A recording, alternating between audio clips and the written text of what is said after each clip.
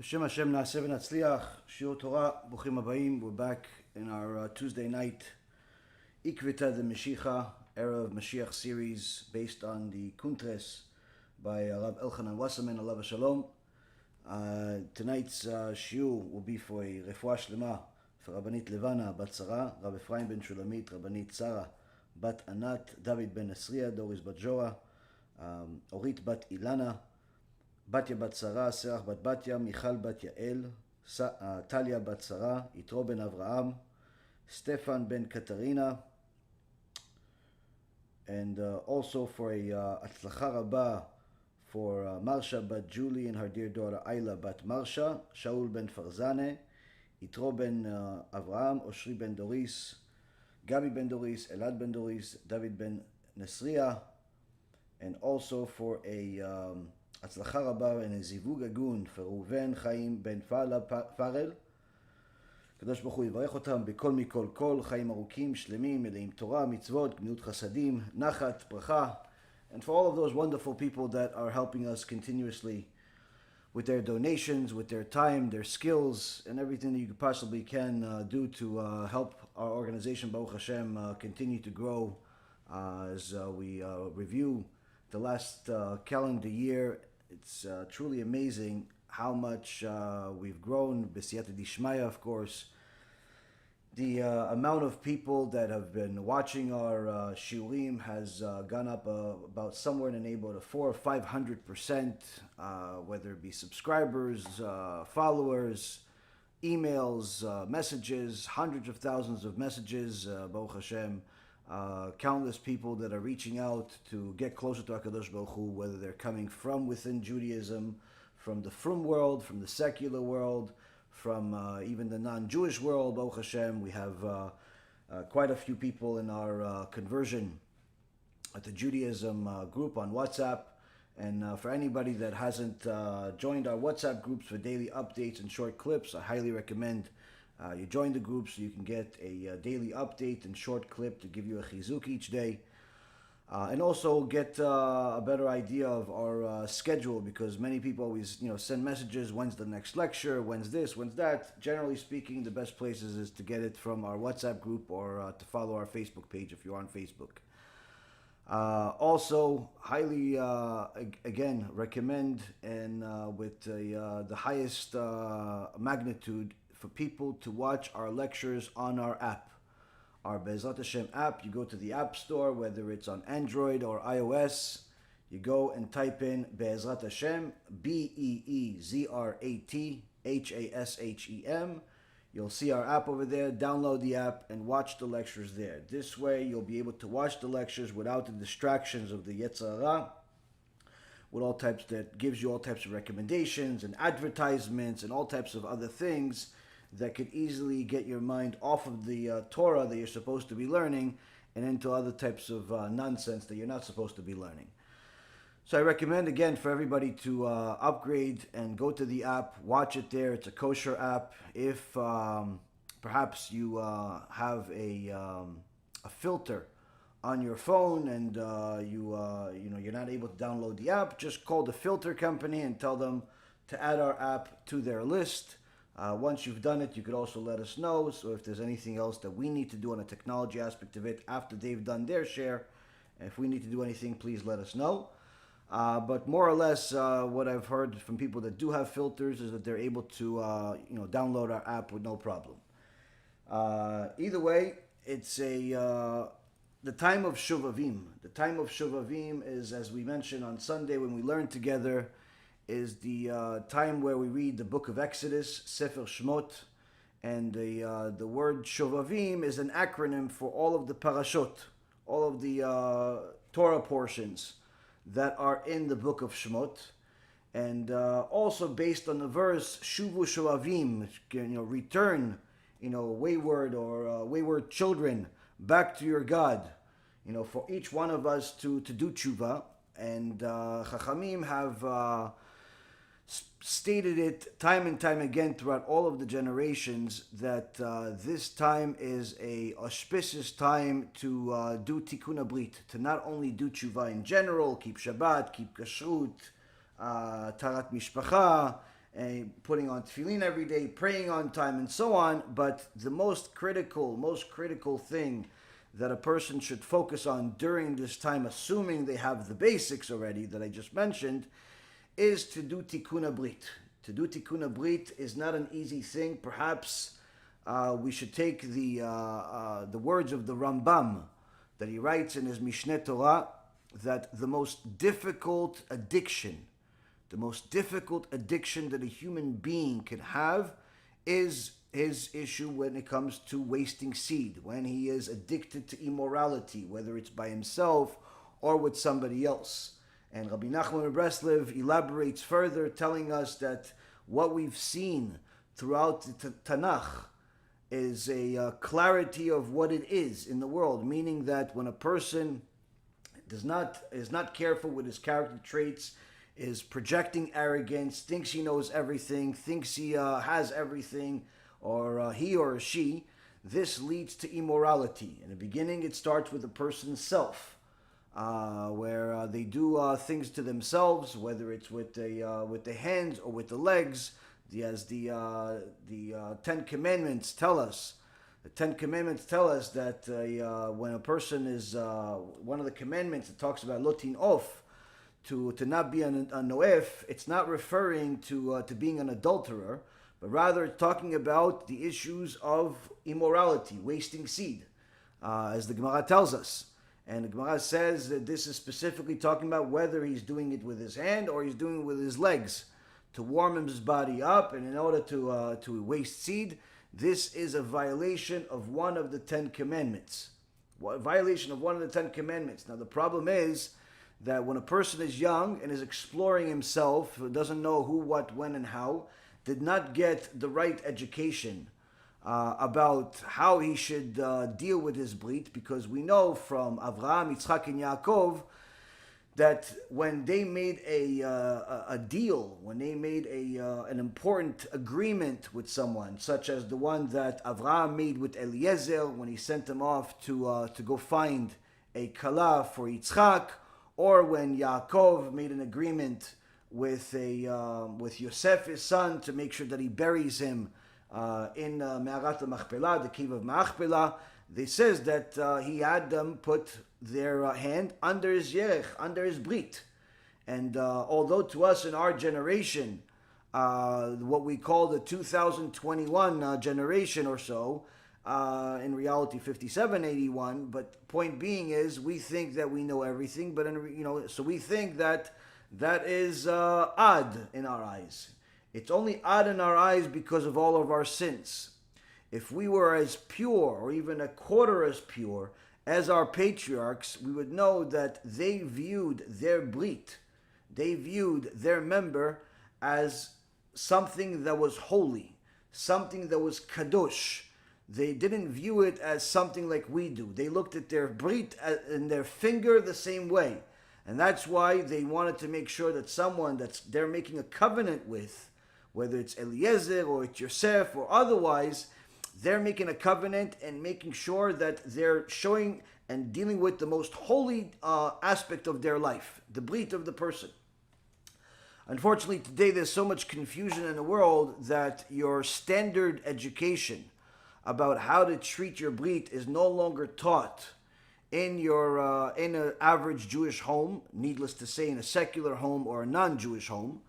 And your average child discovers his brit on his own. And what ends up happening is that this child discovers it on his own and explores it to the point where it becomes an addiction. An addiction that the Rambam writes is the most difficult addiction to overcome. Because it's a physical addiction, it's a mental addiction, it's a spiritual addiction. More than anything else. And the reason why it's a spiritual addiction is because, as the Torah tells us many, many times throughout the Gemara, that each time, Gemara Masechet Niddah, page 13, and other places, talk about each time that a person wastes seed, they're taking all of these neshamot, all of these souls that were supposed to come into the world, and they are wasting them, and they're giving them as hostages to the Satan himself. The Zohar HaKadosh has Rabbi Shimon Bar Yochai come and tell us something scary. Something scary. He says, why is it that a murderer is less bad than someone that wastes seed, someone that's immoral, even with themselves, or perhaps with others, but nonetheless, even with themselves, which in our view, in our perspective, seems less bad. In reality, if a Jew is with a non-Jew or is with a woman that's forbidden to him, and he ends up wasting seed, it's worse. And the reason why is because it's multiple sins on top of the wasting seed. If he has a girlfriend, that's Jewish or non-Jewish, and in essence, if she's Jewish, she's Niddah. If she's not Jewish, then she's obviously forbidden to him. Either way, each time he's with her, and he's using what they call protection, but in reality, this protection is a disaster. Coming from the most famous protection is named after one of the Greek gods, Trojan, which was the god of sex.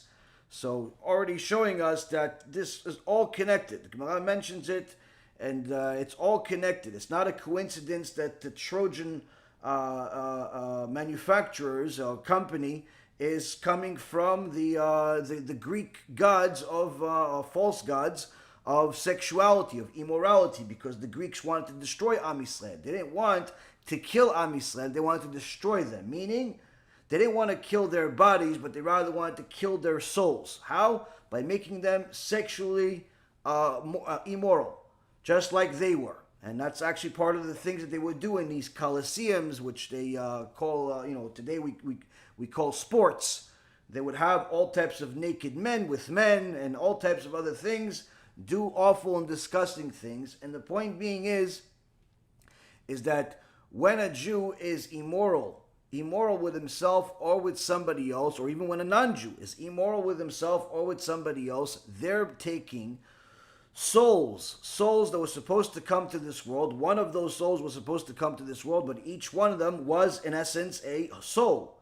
They were supposed to come to this world, and they are wasting it. And Rabbi Shimon Bar Yochai says in the Zohar HaKadosh, this is worse than murder. This is worse than murder. The Rambam says he's like a murderer. Rabbi Shimon in the Zohar says he's worse than a murderer. Why is he worse than a murderer? Rabbi Shimon Bar Yochai says it's because a murderer is someone that's killing another person. Perhaps he hurt him, perhaps he wants something from him. But a person that wastes seed is much worse, because it's like someone is fighting for himself to get something. That's the murderer, right? Somebody upset him, somebody has something that he wants, he ended up murdering him. But the other person, no. What does he do? He brings kids to the world, and then he gives all of their kids to his enemy. He gives all of his kids as hostages to his enemy. There's nothing worse than that. And that's in essence wasting seed, Rabotai Karim. Each time a person wastes seed, they're taking all of their all of their potential children, all of these souls, these righteous souls that were supposed to come to the world, and they're giving them off to the enemy. Who's the enemy? The Satan himself. And that's why, Rabotai Karim, each time a person wastes seed, they are delaying the Mashiach, because the Gemara specifically says that the Mashiach is not going to come until all of the souls come from the guf. What's the guf? The guf is a heavenly body that holds all of the souls. So each time a person wastes seed, that soul has to go through a horrific experience before it ever gets, if it ever gets, another chance to come back to this world. But if that's not enough, the Zohar elaborates, and the Reshit Chochmah goes further as well, saying that those souls now become the enemy of their father. Why? Because now they're going to have a case against him.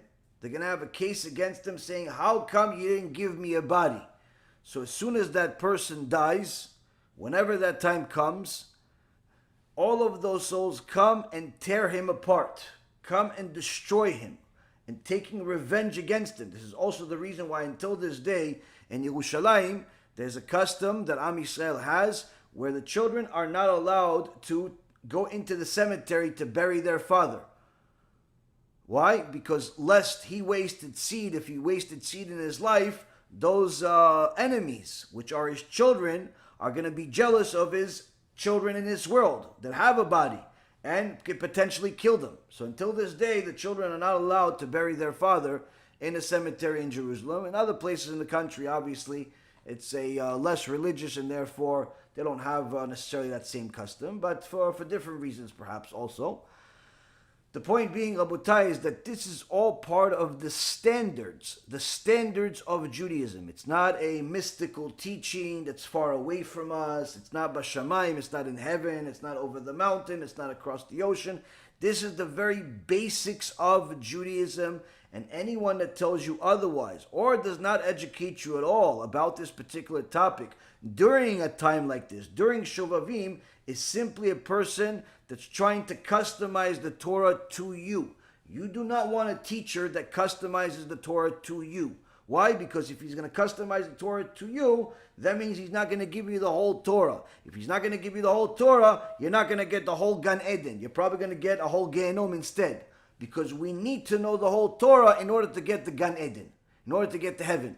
But if a person doesn't care, and he thinks he knows better, and he has arrogance, and he's going to go and listen to whoever is a good speaker, whoever can talk good, whoever has perhaps a nice demeanor and so on. And unfortunately, in today's generation, there's so much ignorance in the world that people do not even understand the magnitude of it. And I get mail all the time from people that thank me for saving their life, literally. How? Not just by getting them to keep Shabbat or other things, but also people that have been religious their whole life, people that have perhaps even in some cases, not just religious, but serious Torah learners, but never knew the magnitude of the sin of wasting seed, never knew how bad it is. They knew it was bad in some cases, or they didn't know at all. But after they heard our lectures, they realized the magnitude of this problem, and they stopped. And they say their life is much better. They stopped losing money. Their marriage got better. In some cases, their health got better. In another case, we had a miracle happen where a child that was in the house got better as a result of the father stopping to waste seed. And many, many other miracles happened. This is the foundation. This is what's called the Yesod. When you look at the Kabbalistic picture, the famous Kabbalistic picture of how the soul looks like, where you have these circles, and then it ends off with a triangle on the bottom is called the Yesod, the foundation. And the foundation is exactly where the Brit is. Why? Because the Brit of a Jew, the Brit of a human being, is the foundation of their connection to HaKadosh Baruch Hu. How you treat your sexuality, how you treat your morality, how you treat your neshamot that you're producing to the world is going to determine whether or not you understand that God runs the world or not. Whether or not you understand that the Torah is the only divine document in the world. Whether you understand that there's a God that's watching you at all times. But unfortunately today, the ignorance is so high that not everybody has watched our lectures. And many times, the first time they'll watch something, they'll watch a short clip, or they'll watch a video that I mentioned, and they say, oh, wait a minute, why is he talking about this? How come, this is not such a regular topic for a rabbi? I never heard my rabbi say it. And they contact me and say, listen, Rabbi, why are you being so negative? Why are you talking about such a disgusting topic like Tikkun HaBrit and wasting seed? It's an ugly subject. Don't you want to just teach Torah instead? They're so ignorant, they don't realize this is the foundation of the Torah. Without having a kosher Brit, there is no Torah. And that's why we see it all the way from the beginning of the Torah, from Adam HaRishon, who actually himself ended up leaving Chava for 130 years almost, and unfortunately ended up wasting seed. It ended up coming out while he was asleep, which produced many, many demons that are damaging the world until this day. And this issue continued to create bad into the world all the way to the 10 generations later of Noach. And a generation of Noach were full of wicked people, to the extent that there was only one person in his family that was righteous enough to let the world continue existing, but HaKadosh Baruch Hu decided to destroy the entire world. And the Zohar HaKadosh says that the only reason why the world lost its right to exist, they had many sins have happened back then and still happen today, but yet the world exists. Why did the world get to such a point? Because they literally wasted seed so much that it wasn't enough for them. So what did? They became immoral with people. That wasn't enough for them. Immorality with people wasn't enough. They started becoming homosexuals. That's what the Zohar says. They started becoming homosexuals. But even that wasn't enough for them, because when you're immoral and you follow the addiction, it gets worse and worse, no different than crack and cocaine and the rest of the horrendous drugs in the world. So immorality with self, immorality with another person, immorality with the same sex, and that wasn't enough. What they do, they legalized gay marriage. They made it a holy event. Sounds familiar, doesn't it? Sounds like I'm telling you the news. It is the news, unfortunately. It's the news of today, and it's the news of Parashat Noach. But that's what Rabbi Nachman MiBreslev says, that when a person is immoral with himself as a result of not developing good character traits, as a result of not being careful when it comes to arrogance, when it comes to humility and so on, he becomes immoral. He becomes immoral with the opposite sex. He becomes immoral with the same sex eventually. And it can even lead to becoming immoral with animals. Hence the reason why there's over 1%, which means we're talking about millions of people here. Over 1% of the U.S. population, of somewhere in the neighborhood of 350 to 400 million people. So 1% of that, perhaps more at this point, because this statistic I already learned 10 years ago. 1% of the population in the United States admit that they have relations with animals, sexual relations with animals. This, Rabotai, may disgust you, and it should, but the reality is it should scare you too. Why? Because if you or someone you know is immoral with themselves, you're not that far away from that. You're not that far away from that. The whole subject of Tikkun HaBrit was such a critical subject for our sages that the only time you ever find them praising themselves in the Gemara, because they were very humble people, so humble that when someone would offend them, they would go to them and just be next to them, waiting for the person to hopefully, apologize. So there's no bad blood, and if they didn't apologize, they would just forgive them anyway. The humility that the sages had was something that's unbeknown to us. But yet the sages were very proud each time they passed another night and did not waste seed, even though it was accidental. Nonetheless, they were proud of it. They were proud they were holy enough during that day that evil did not come to them at night, as the Gemara Masechet Avodah Zarah says. Be careful and watch your eyes during the day, so evil does not come to you at night. And the sages are very proud of themselves only in regards to this. You're never going to find a sage start telling the whole world how they're the best in Torah, they're the smartest in the world. No, they're only going to see them praising themselves when it comes to the issue of Brit. And this is why this was a fundamental teachings in Judaism from the beginning of the Torah, throughout all of the generations until the last few hundred years, especially this last 100 years, or even less, 70 years or so, where the subject of Brit started becoming more and more foreign, to the point where you have some people saying that it shouldn't be talked about at all. As Rav Aharon Kotler alav shalom said, shame on us if we feel perfectly comfortable being immoral in the streets, but not comfortable to talk about morality, talk about Tikkun HaBrit. But yet you have many people that call themselves Hasidim, call themselves Kabbalist teachers, call themselves rabbis, whatever they call themselves, and their students come to them and say, listen, Rabbi Reuven told me that I have to protect my Brit, I have to do this, I have to do that. Oh, no, you don't have to do it, it's okay. Don't be so negative, it can easily destroy you. The rabbi said that you shouldn't talk about this subject. Just yesterday I had a guy, poor guy, I told him, I'm sorry this happened to you. I'm sorry this happened to you. He said, what do you mean? Sorry for what happened to me? I said, I'm sorry that you've been lied so much. You've been lied to so much by your rabbi that you actually got to the point where you believe the lie is true. He sends me a comment saying before that, saying, listen, Rabbi, why do you talk about Tikkun HaBrit, this wasting seed? It's an ugly subject. Why don't you talk about something more positive? And I told him, the emet is always positive. The truth is always positive. If you are about to take a drink, and I knew that there's poison in that drink, and I yelled at you before you put that drink in your mouth and kill yourself, are you going to call me negative for telling you that you have poison in your drink? He said, no. I said, exactly. Well, you're drinking poison. Why? You're going to a Erev Rav, not a Rav. He goes, no, but he teaches me Kabbalah. I said, he teaches you Kabbalah? I said, serious, he's teaching you Kabbalah. Have you ever read the Chumash?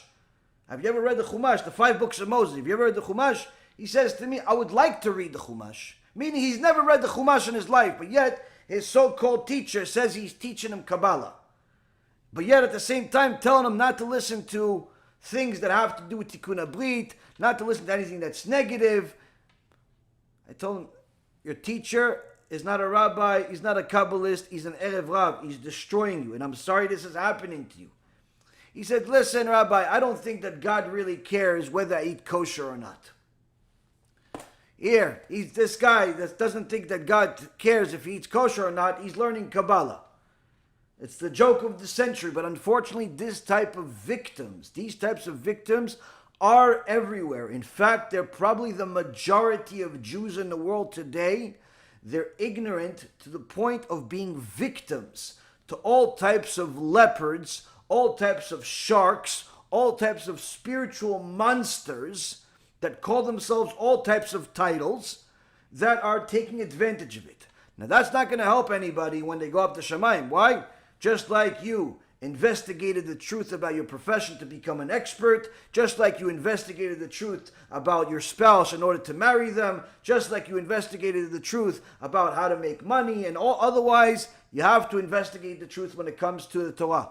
And if your teacher is teaching you falsehood, you're not allowed to learn anything from him. Nothing at all. Even if it's Aleph Bet, nothing. Why? Gemara Masechet Moed Katan says if such a person that's a liar, has such a bad character trait that he's lying about Torah itself, you're not allowed to learn anything from him. Now, Rabotai Karim, this specific time is an auspicious time to do Tikkun HaBrit. And briefly, even though we have more than 60, maybe even 70 lectures about this topic, again, it's never enough. It's never enough to go over the basics. Number one, on all sins, not just Tikkun HaBrit, not just wasting seed. In order to do tshuva for it, in order to relieve yourself from going to Gehinnom forever. A person that wastes seed and dies without doing tshuva goes to Gehinnom forever. There is nothing that anyone can do for them if they die. That's a reality. It's not an assumption. It's a reality. Just like a Mechalel Shabbat. A Jew that violates Shabbat without doing tshuva for it, he violated Shabbat on purpose, dies, there's nothing you can do for him. Why? He's in Gehinnom forever. That's just a reality. There are certain things that HaKadosh Baruch Hu says, I hate these things. You do them without fixing it, even though I'm going to give you a bunch of chances to do it. You don't fix it, we're finished. The relationship is cut off permanently. So a person does not want to go to Gehinnom. And if you don't know what Gehinnom is, you don't know what happens over there, I recommend that you watch my lecture about Gehinnom. There's 2 main ones. One of them is Gehinnom based on countless sources all over the Torah, from the Tanakh, Chumash, Gemara, Zohar, and all types of other Sfarim from the Chachamim. And one of them is the Gehinnom based on Chassidut. Based on Chassidut of the Baal Shem Tov, Magid Mimezrich, Rabbi Zusha, Minapoli, all types of other Chassidim that have talked about Gehinnom. Why? Because Gehinnom is, again, very much a fundamental base to our belief system. We believe that the righteous get rewarded and the wicked get punished. Not just in this world. This world is nothing. This world is just a corridor in comparison to the eternal world. There is a place called heaven. There's a place called Gehinnom, or Americans call it hell. A person that is good in this world, according to God's standards, will go to heaven. A person that's bad, in accordance to God's standards, is going to Gehinnom. Sometimes for a certain amount of time, sometimes forever. There are certain sins that bring a person to Gehinnom permanently. One of them is wasting seed. So this is why the Chachamim that in the Shulchan Aruch call wasting seed the biggest sin in the Torah. The Zohar HaKadosh says there's no tshuva for such a thing, meaning that Hashem is not even going to help a person do tshuva for it. You're on your own. It's a difficult tshuva. That's why the Rambam says the biggest addiction, it's the most difficult tshuva. Nonetheless, you can do tshuva, and I've helped hundreds and hundreds of young men and older men do tshuva for this issue, but it requires work. It requires you to learn. It requires you to follow everything that's being said in these lectures and to listen to them on a regular basis. There's never a dull moment when it comes to Tikkun HaBrit. And the Chachamim knew that this is such a critical subject that they designated an auspicious time after they've learned enough about how the heavens work, and they knew that this time of the year where Am Yisrael reads Sefer Shemot, the book of Exodus, is an auspicious time where there are gates in heaven open to help a person overcome this desire of wasting seed, promiscuity, immorality, and so on. If you're a homosexual, you obviously can do tshuva at any time during the year, but this is the primary time to do it because you'll have more help from heaven at this point. You'll have more help from heaven at this point. If you're a young person, you're an older person, you're a single person, you're a married person, you're religious, you're not religious, this is the time to do tshuva for this issue. And the tshuva goes as follows. First and foremost, just like any other sin you want to do tshuva for, the first thing is stop it. Stop making the sin. Stop wasting seed. There is no tshuva without stopping. You can't say I'm sorry and that you stole money and continue stealing. You can't say I'm sorry for violating Shabbat and you keep violating Shabbat. You can't say I'm sorry for wasting seed and you continue wasting seed a few times every week. It doesn't work that way. You have to stop. Now some people say, yeah, maybe I should stop slowly. Instead of doing it 10 times a week, I'll only do it 5. I'll only do it 2. Yeah, although it's less bad to destroy less neshamot, it's not tshuva. Why? Because you're still destroying neshamot. You have to stop cold turkey. Now, of course, it's hard, and sometimes you'll fail. But it's better that you fail. It's better that you fail trying to succeed than trying to succeed while failing. You understand? When a person says, maybe I should just go from 10 to 5, and then eventually stop at some point, in essence, what they're saying is that 5 is okay. 5 sins are okay. It's not okay. It's better that you understand 0 is okay. 0 is perfect. Anything more than 0 is not okay. It's better you go for simply cold turkey, and if you end up failing, you fail, you get up, you try again. Then to accept failure. Accept failure as part of the process. This is not like smoking cigarettes, where you cut down a little bit at a time. It's not like drugs, where you have to narrow your body down because your body has a certain addiction. Wasting seed is bad for your neshama and your body. It's bad for your neshama and your body.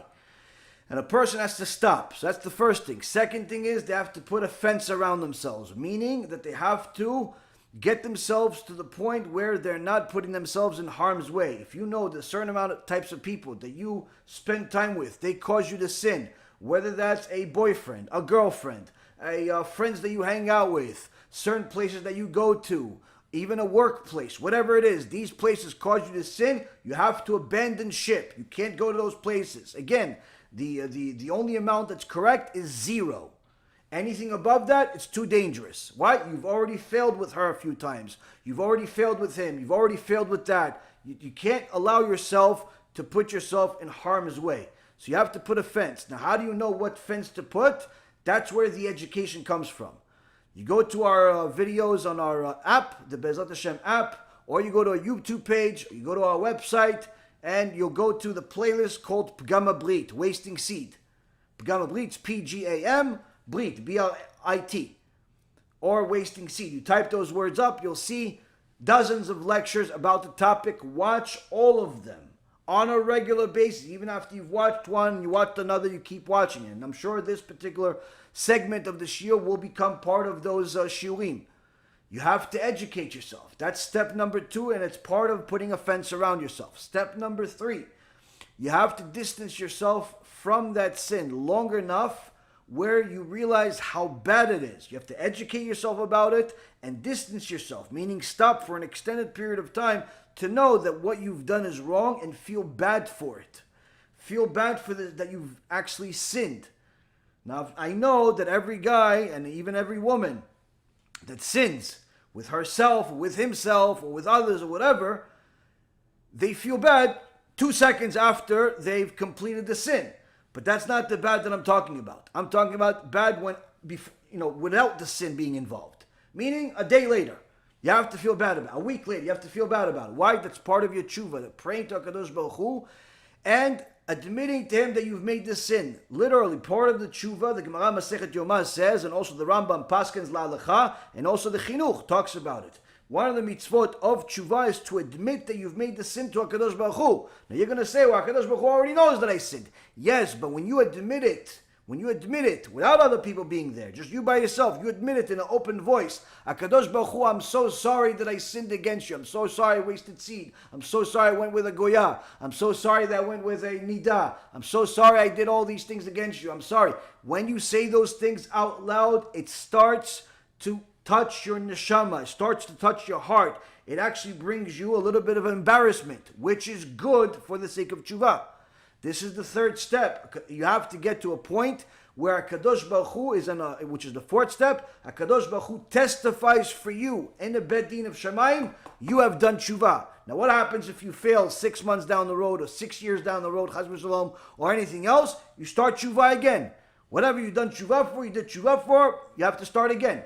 Not for the past. The past you've already done, but you have to do tshuva for what you've done recently. Point is that you have to fix this. Now this is the basics of tshuva for all sins.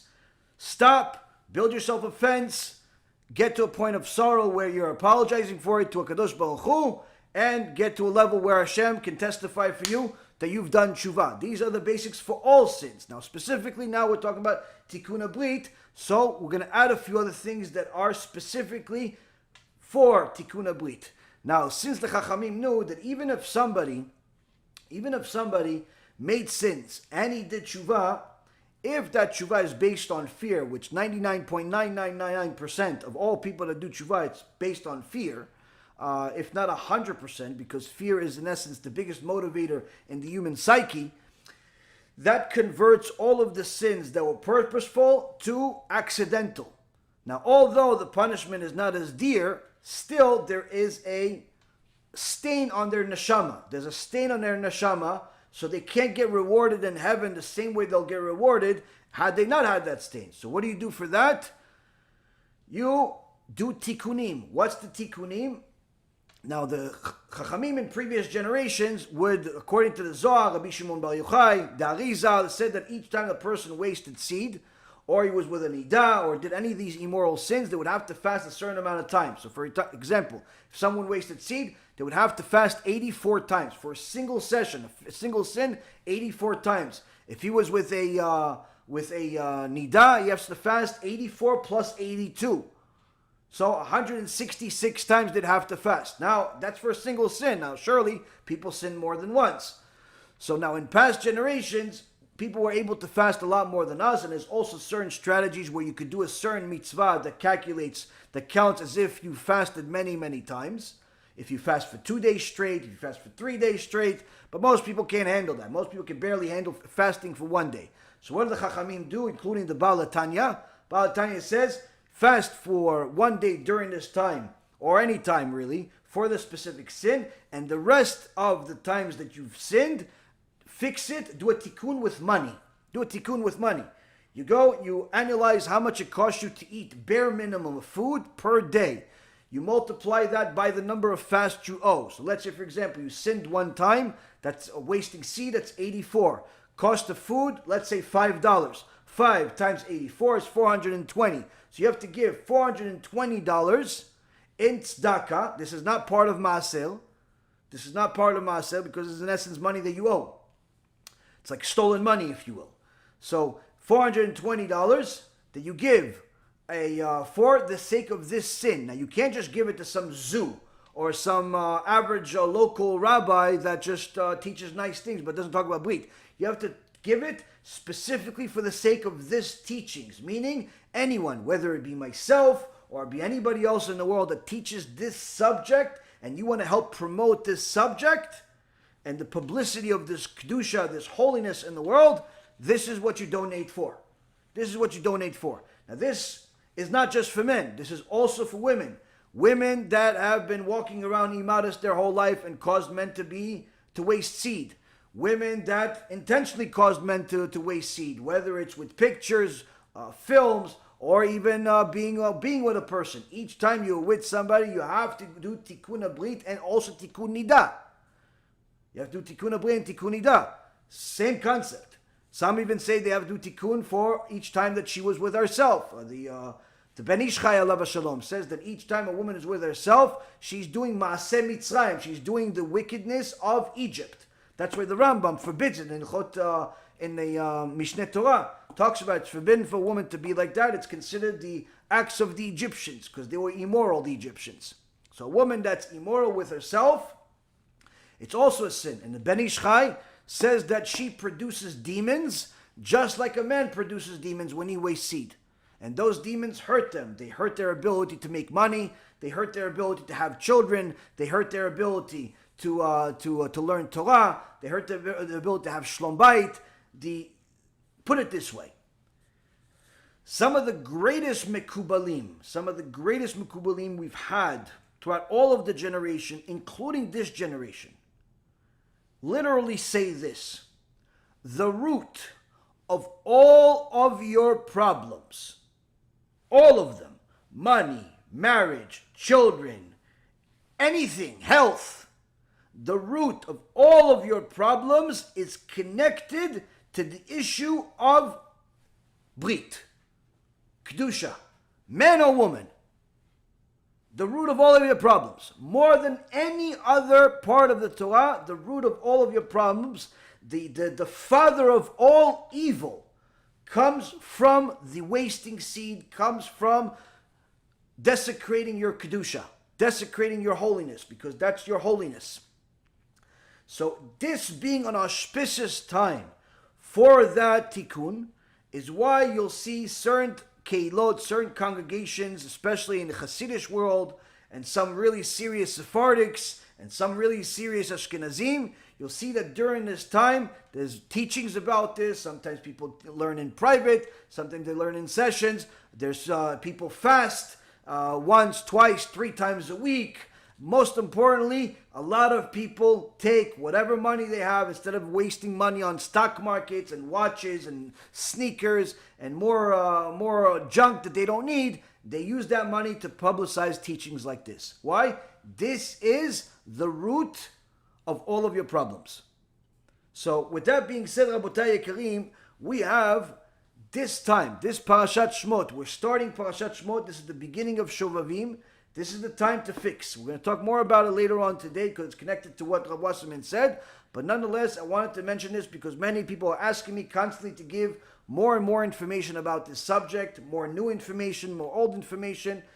And as I told you guys some time ago, I think it was like a week or 2 ago, we have a secret project, if you will. Now this project, it's been in the making for over 3 years, maybe 4 years.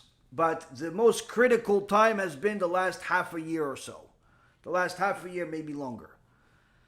And we've been working on a secret project. We don't usually like to publicize our projects, but because of the times, because of where we are, because of the situation that we're in the world today, because this coronavirus is getting worse and worse with the mutations, because the vaccine is causing more confusion than anything else, because we're in a situation where the Gemara Masechet Sotah, page 49b, says, "En al mi lismoch ela el Avinu shebashamayim." There's nothing that we can rely on other than our Father in heaven. And Rav Efraim says that what does that mean? We have nothing to rely on other than our Father in heaven before the Mashiach comes. That even Gedolei Ador we're not going to have.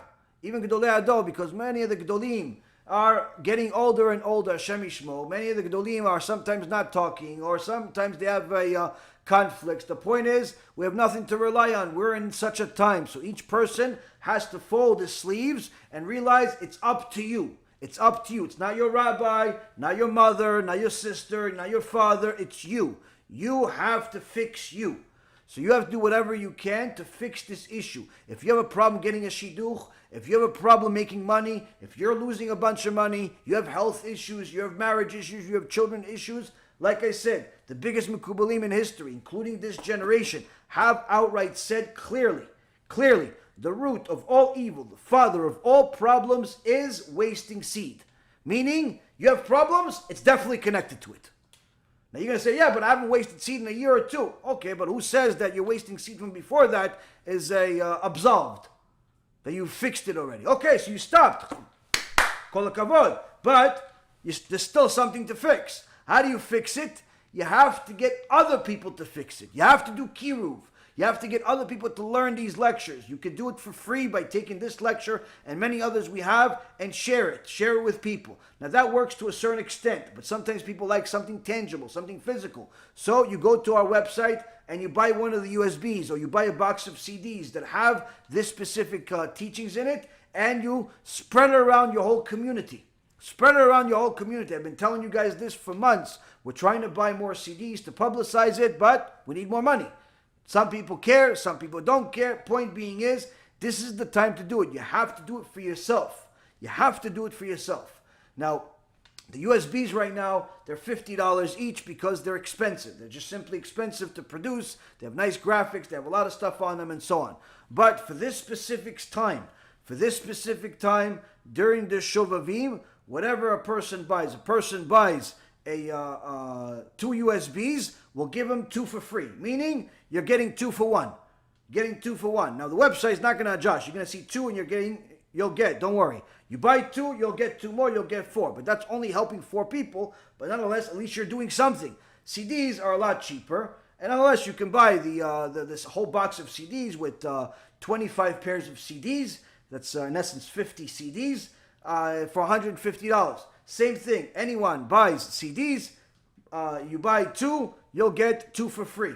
So this is at least going to help you with this. Now, if you don't have the ability or the time to give out the CDs, to give out the USBs, you want us to do it for you? No problem. You could just simply donate the money on the website. We have a specific section of the website for this issue alone, for Tikkun HaBrit, a campaign specifically for this. You go to that campaign, you donate there. We use that money to print CDs, to print USBs, to teach this subject over and over again, to learn more, to buy books, and so on and so forth, for the sake of this issue alone. We're working on getting a bunch of different books that have to do with this subject. There's B'ezrat Hashem in English, but nonetheless, a lot is going into it. Now, this is not the secret project, though. The secret project is something we've been working on for, like I said, it's been in the works for 3 years. Maybe longer, but the most critical has been the last 6 months, 7 months or so. Now this project, I believe, is going to be bigger than anything else we've ever done, perhaps bigger than anything anyone's ever done in the Kiruv world, in the English world. Why? It's never been done. Now, my personal movie, Baruch Hashem, of my life story, a movie called Hashem Took Back His Millions, was publicized last year, very high production, took us a year to make it, a fortune to produce, publicize, market, and so on. You know, hundreds of thousands of dollars have been invested into this, but nonetheless, it literally hit the desks of over 2 million people. 2 million people have been impacted for it, and every single day, with no exception, there are more comments on the movie of somebody else that watched it and was changed, was impacted by it. The movie is extraordinary, Baruch Hashem. Not because of my personal life, just because Baruch Hashem, Hashem gave us the siyata d'ishmaya to say the right words, and even more siyata d'ishmaya to get the right people to produce the right movie. Now, that movie has had an impact. Now, if you think that movie is big, because Baruch Hashem, our whole entire organization, the biggest thing that we've done is been the personal story and so on. We've told it all over the place, and people love it, and people want to hear it, and so on. That movie has helped a lot of people. We want to continue publicizing that movie and continue marketing it. But there's been something that we've been working on that, in my opinion, from what I see, from my judgment of making probably somewhere in the neighborhood of 150 movies so far. We've made about 150 movies. We've produced them, we've made them. It's unbelievable movies, short movies, most of them, but some of them longer, in Hebrew and English. We've produced a lot of movies, a lot of content, a lot of lectures. We have thousands of lectures out online. I can tell you without a shadow of a doubt, the biggest thing we have is what we've been working on. But not bigger by a factor of 1, not bigger by a factor of 2, not bigger by a factor of 10.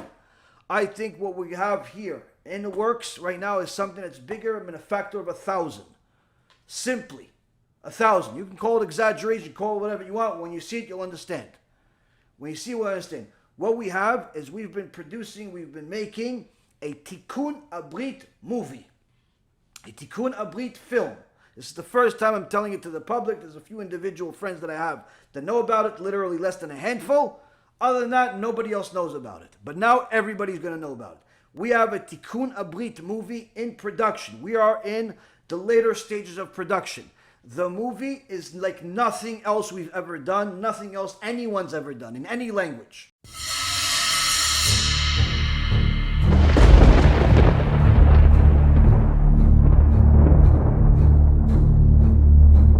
You know when you have a dream and you see a pretty woman? You've had that? Now you never actually see an ugly woman in dreams. It's always a pretty woman. And by the way, it's always the same woman for all of us. All of us have a dream of the same exact woman.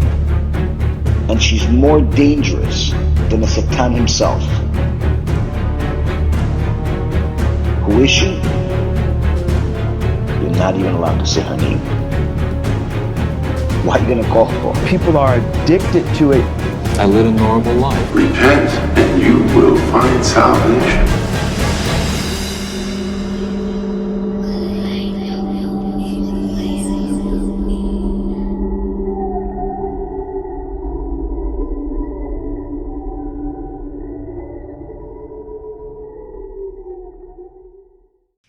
It has everything from the things you're hearing right now to many other things from the secular world, from the scientific world. Literally all types of things, showing you how somebody can go from being an average kid, semi-religious family or religious family, let's say Christian family, thinks everything's okay. One day picks up a magazine, sees there's pornography in it, likes it, wastes seed, continues searching the house and stores and so on for more magazines. Why? He likes it. Surely, but not too short, he ends up becoming addicted to this pornography. But the pornography in that day was like your average television today. It was not even the pornography of today. Much lighter pornography back then. Nonetheless, this young kid that came from a religious Christian house became addicted to pornography. But that wasn't enough. Wasting seed. But that wasn't enough. He wanted more taboo, more extraordinary.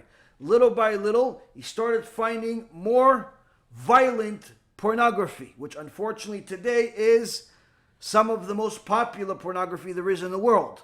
More violent pornography, more horrible things, and the fantasies continued to grow, but that wasn't enough. Why? Rabbi Nachman MiBreslev says, this desire, if you don't contain it, it'll get worse and worse. Why? We learn from Rabbi Yochanan. Rabbi Yochanan says, Ever katan ba'adam, there's a small member in a person's body.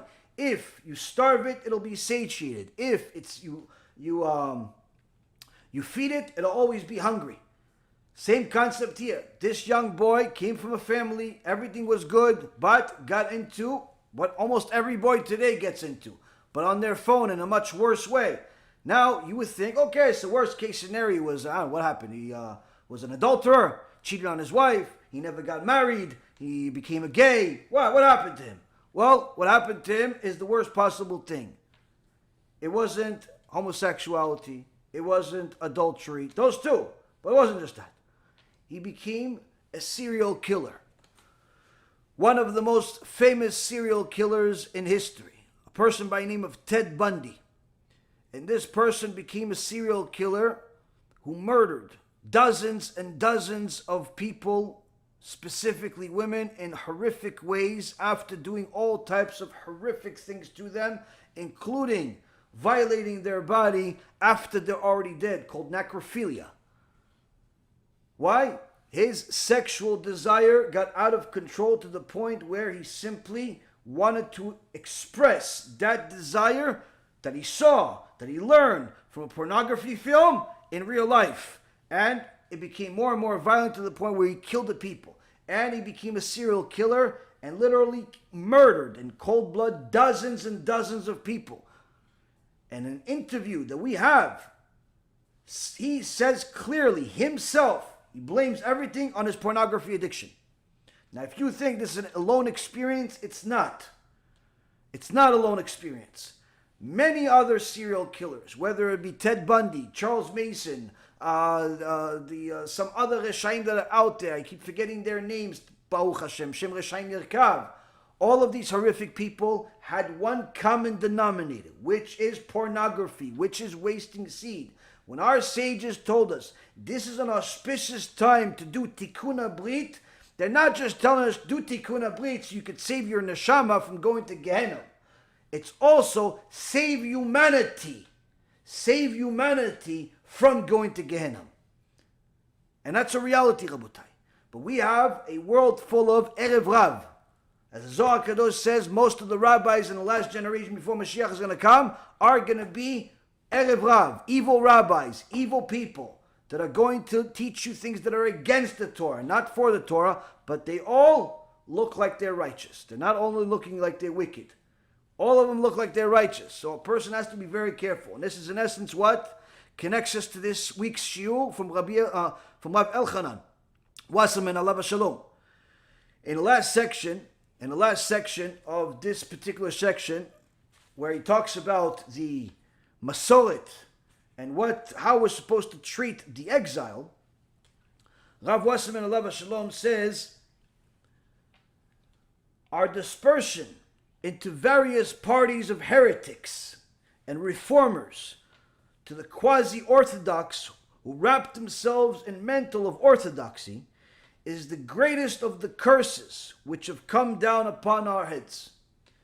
Rav Wasserman has talked to us extensively about Erev Rav, bad rabbis, liars, fakers, teachers that are politicians, teachers that are philosophers, teachers that are motivational speakers, and teachers that are rabbis that are teaching us to go against God, to go to war with God by promoting homosexuality, by promoting things that are antithetical to the Torah, by discounting half the Torah and telling you only need to learn the things you like or the things that you view as positive, as if you are smart enough, knowledgeable enough, and holy enough to decide for God what's the most important part of His Torah.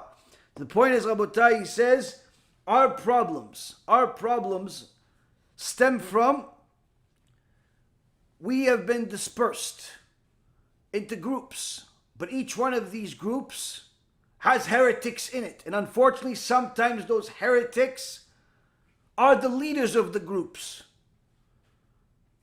And sometimes you won't even know that these leaders that are heretics are so problematic, because sometimes they're reformers, where they're like the menace-minded, where they think that they know better than God, and in essence they're going to tell you things that are against the Torah because they decide that this is better than what Hashem said. Or like some of the other clowns that we've spoken about, which we'll speak about another one or two perhaps today, Be'ezrat Hashem. Why? Because we're trying to warn the public, Rabotai. There are dangerous, evil people in the world. They're not from the Freemasons. They're not from the Bilderbergs. It's not Bill Gates. It's not Donald Trump. It's not Fauci. These people are puppies. Next to these other people I'm going to mention to you, puppies, because of the damage that they're causing. These other people, you like them, dislike them, the ones I just mentioned. Trump, you like Trump, great. You don't like Trump, great. Biden, you like him, don't like him, doesn't really make a difference. Bill Gates, like him, don't like him, doesn't make a difference. He has a poison, he has a cure, he's behind it, he's for it, doesn't make a difference. None of this stuff makes a difference. Why? HaKadosh Baruch Hu runs the world. But HaKadosh Baruch Hu runs the world in a certain way, like a business. You're righteous, He pays you. You're wicked, He pays you. Different payment though. Now Donald Trump and Bill Gates and Fauci and all of these other momos that are trying to make money off of this coronavirus vaccine and so on, these people can't make you righteous or wicked. But the ones that we're going to talk about tonight can. These people can't destroy communities. But the ones that I'm going to talk about tonight can. And they are. And they have been. Sometimes they're reformers. Sometimes like these clowns, Reform rabbis that say they don't believe that the Torah came from God, but it's a good document that they like to read once in a while. Sometimes it's obvious this guy's a reformer, this guy's conservative, he doesn't follow the Torah at all, but yet he calls himself a rabbi, or she calls herself a rabbi. Sometimes it's obvious, Rav Wasserman says. Sometimes not obvious. Sometimes not obvious, hence the curse, the biggest curse of all. Why? Sometimes there are these fake Orthodox, these quasi-Orthodox, who wrap themselves in talit of orthodoxy. They come to shul, they put a talit, they give a lecture, they have a newsletter, they have a few books perhaps, bestsellers if you will. They tell you, listen, we believe in the same God as you. We went and we dedicate our life to Hashem. What makes you think we're bad? Well, you're saying things that are bad. No, why? I'm saying unity. I'm saying positive things. So what if I decide not to teach you about the truth of Torah? I teach you things that make you happy. Isn't that better? Only if you want to go to Gehinnom. Only if you want your crowd to go to Gehinnom. Rav Wasserman says these types of leaders, out of everything that he said until now, for the last several months we've been teaching this specific topic, he says these people are the worst of all the curses that have hit Am Yisrael. And now he's talking about his time, but it's clearly for our time. We thought that everyone was tzaddikim 70, 80 years ago. Obviously they weren't, because someone that lived to see it said they weren't, or even close to it. Needless to say, today, there are, of course, many good rabbis, many good people, many good Jews, but unfortunately, Rabotai Yekarim, our problems stem from the top, from the leadership. And the leadership in most places, in most communities, is problematic. If it was problematic 70, 80 years ago at the time of Rav Wasserman, pre-internet, pre-television, pre-filth that we have as a standard in everybody's phone, needless to say, it is today. One of the hints is the fact that you literally have 99% of all material about the foundation of Kedusha in the English language only being taught by me and a couple of my dear friends, Rav Mizrahi, Rav Alonanava, Rav Zitron. That's it. You don't have anything else. You don't have a few other rabbis are starting to teach it here and there, but if you look at the amount of content that's in the internet, literally 99% is me. You have a few percentage points for a few other rabbis, but that's it. Nothing. Nothing. Why? Why are they hiding the Kedusha from us? Why? What's happening here? Shulchan Aruch says it's the worst sin in the Torah. How come you don't teach me about the worst sin in the Torah? You want me to go to Gehinnom?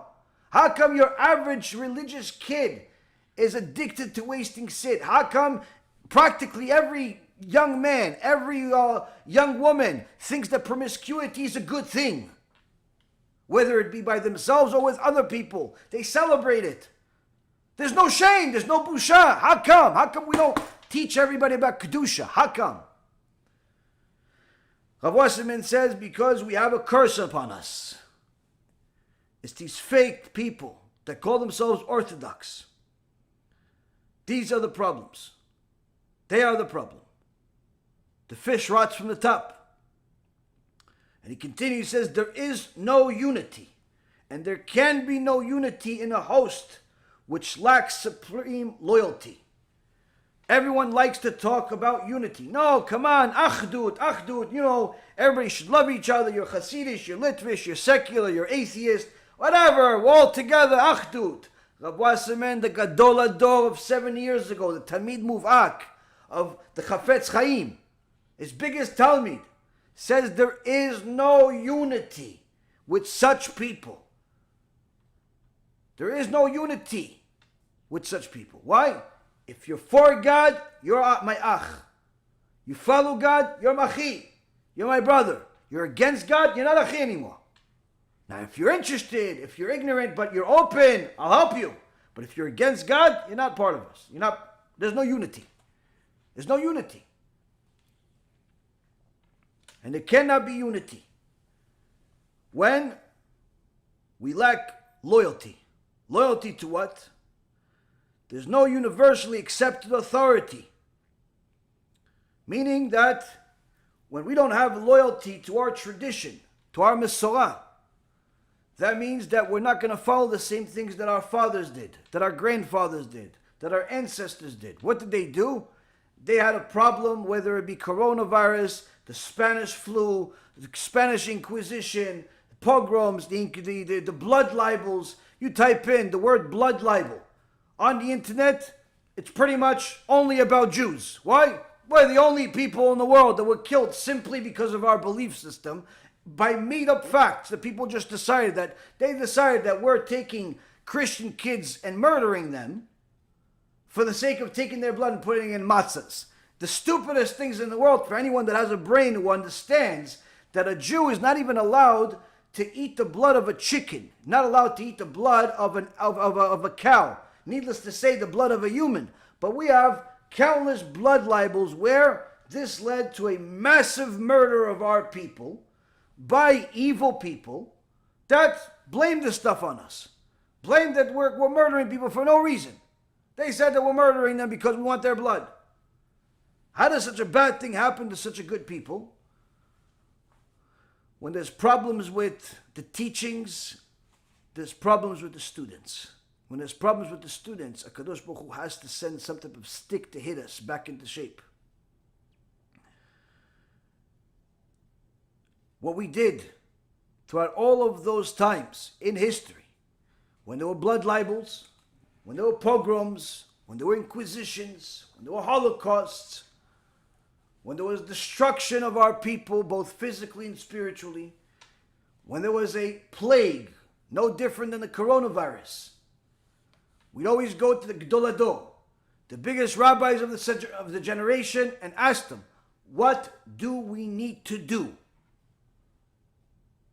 Not, listen, Rabbi, I think I investigated and I looked online and you see over here there's research and it says it's poison. But over here it says it's not so bad, but I think this is fake. And then, no, we don't come to the rabbi with our folder of information. We simply trust that the rabbi knows a lot more than we can ever know about everything. Why? That's why he's a gadol. And when a Kadosh Baruch Hu designate a certain person to be a gadol because of his dedication to the Torah, trust me when I tell you, he'll give him the answer to tell you, yes or no. But when people have a bias, when people have an agenda, they're going to manipulate even the words of the gedolim, even the words of the rabbis. Oh yeah, see, he said yes to everything. Oh no, he said no. Oh, well, that's not how you do it. We have no loyalty to the gedolim. That's why we have a generation. Much worse than a generation of Rav Wasserman that was right during the Holocaust. Because even though we have some Gedolim in the world, no one wants to listen to them. No one wants to listen to them. Everyone wants to manipulate them. Everybody has, there's the Gedol Hador, there's the biggest rabbi, but there's always a Gehazi somewhere, some Rasha there that's trying to manipulate things and trying to distort things and trying to cause problems. Or it's just somebody with a camera trying to distort what was said, what wasn't said, or fake letters, fake videos, fake everything, fake news. Why? We have no loyalty to our tradition. And no one trusts what the Gedolim say.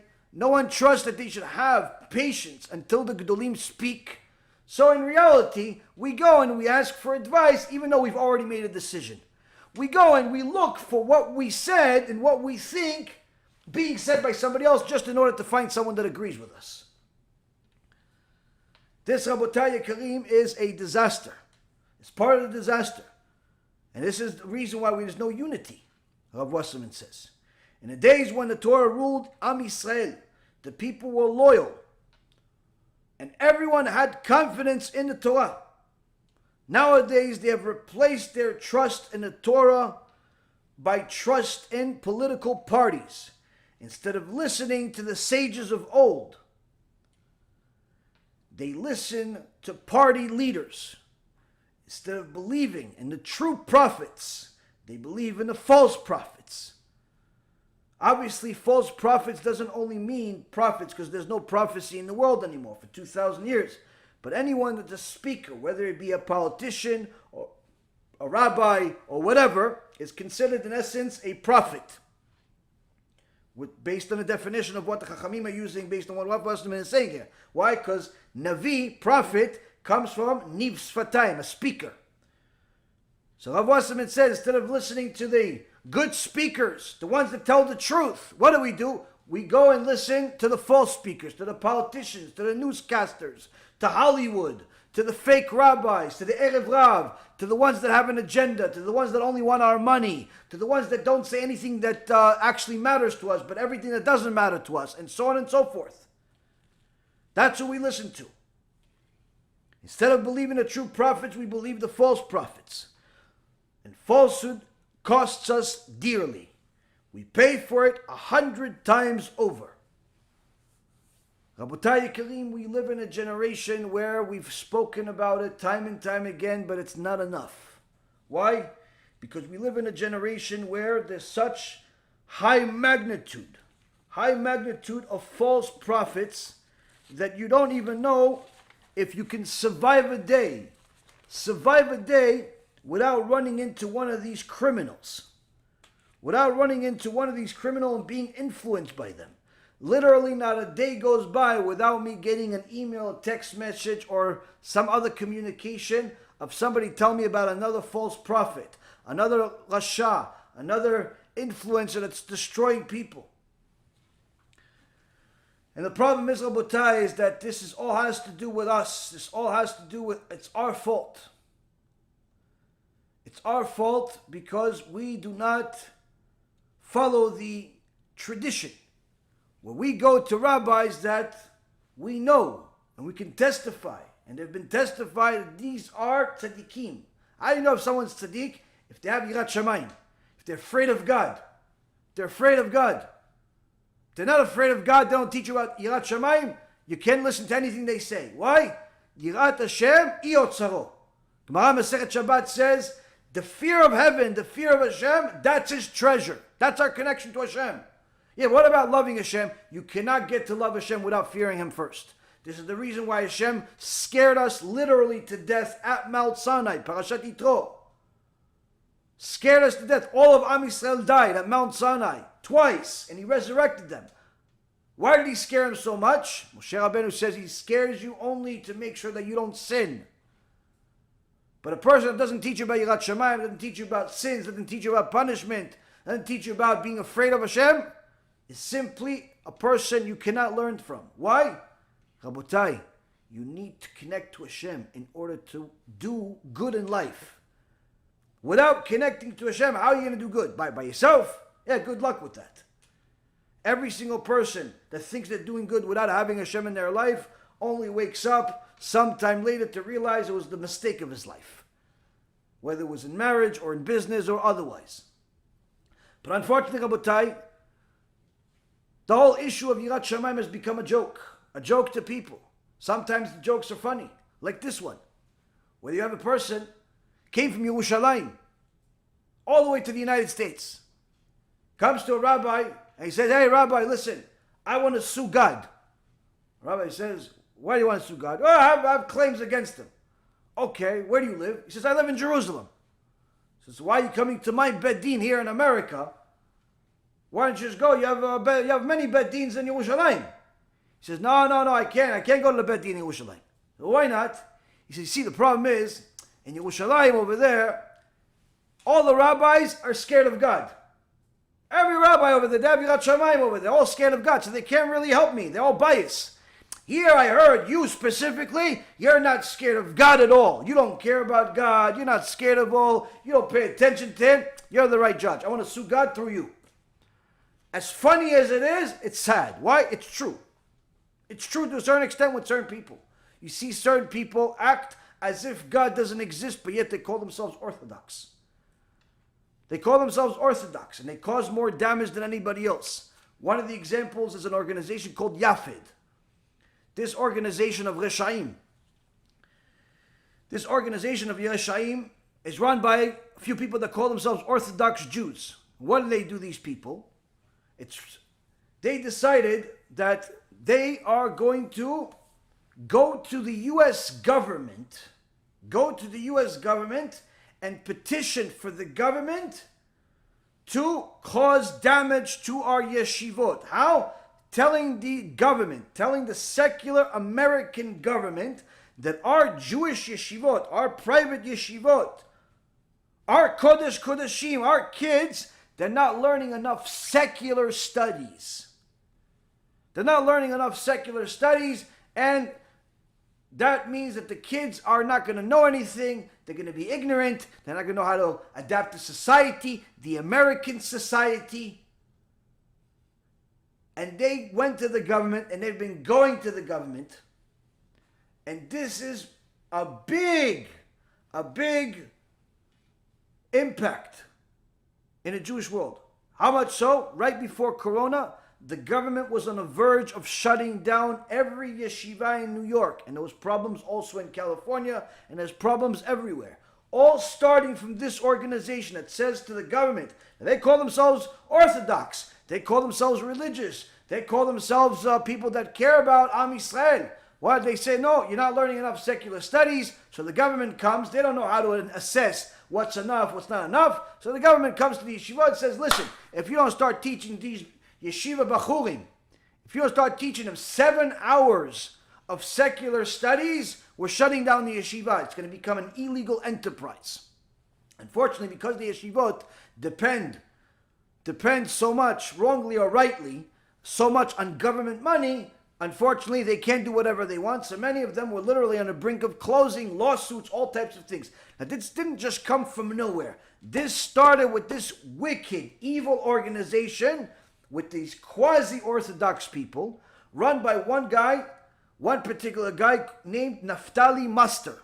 Should be called himself Naftali Monster. Naftali the Monster. He's the monster behind this whole thing. At least he is the stick that HaKadosh Baruch Hu is using to hit us, to hit Am Yisrael and the yeshivot. Why? Because there were problems in the yeshivot. Whether it was the tuition was too high, or they were kicking out too many kids, or they weren't accepting kids. There's plenty of problems in our yeshivot. There's no such thing as no problems. Every yeshiva has ups and downs. But to go to the government, to the secular, non-Jewish government, and go tell them we have problems, you're a moser. These people have no share of the world to come. These people are bigger enemies than Christian missionaries. Because even the Christian missionaries didn't do such a thing to us. But yeah, Rabotai, they present themselves as Orthodox people. Orthodox people. Now anyone that looks at the background of these clowns that run this Yafed organization, Y-A-F-E-D, sees that this is literally a joke that anyone listens to them.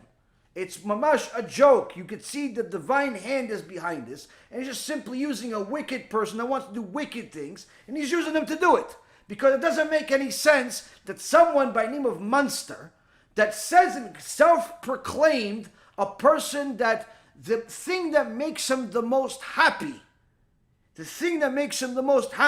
now you would think, a Jew calls himself Orthodox, what should make you the most happy? Learning Torah. Okay, maybe you're not such a Talmid Chacham. Okay, so maybe it's not learning Torah. Spending time with your family, praying, doing mitzvot, doing chesed, I don't know, something connected to your image of being a Orthodox person. No, what does this monster say? Mamash a joke. The thing that makes him the most happy is vacuum cleaning.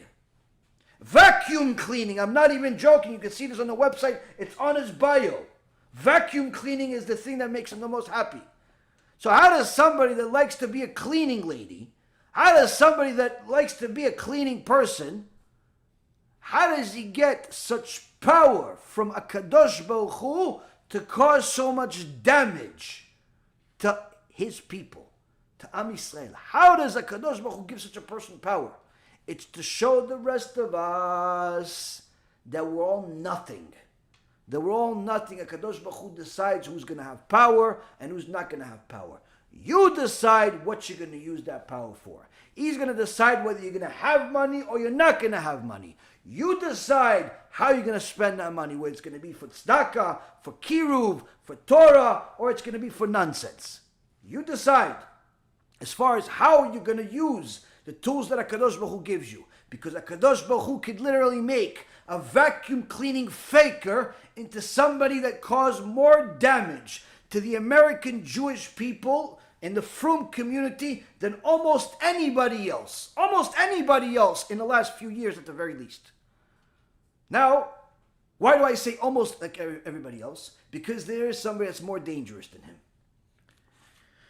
There is somebody that's more dangerous than him. He's so dangerous. He's so dangerous, this person. I've mentioned him before, but we're going to go to town with this.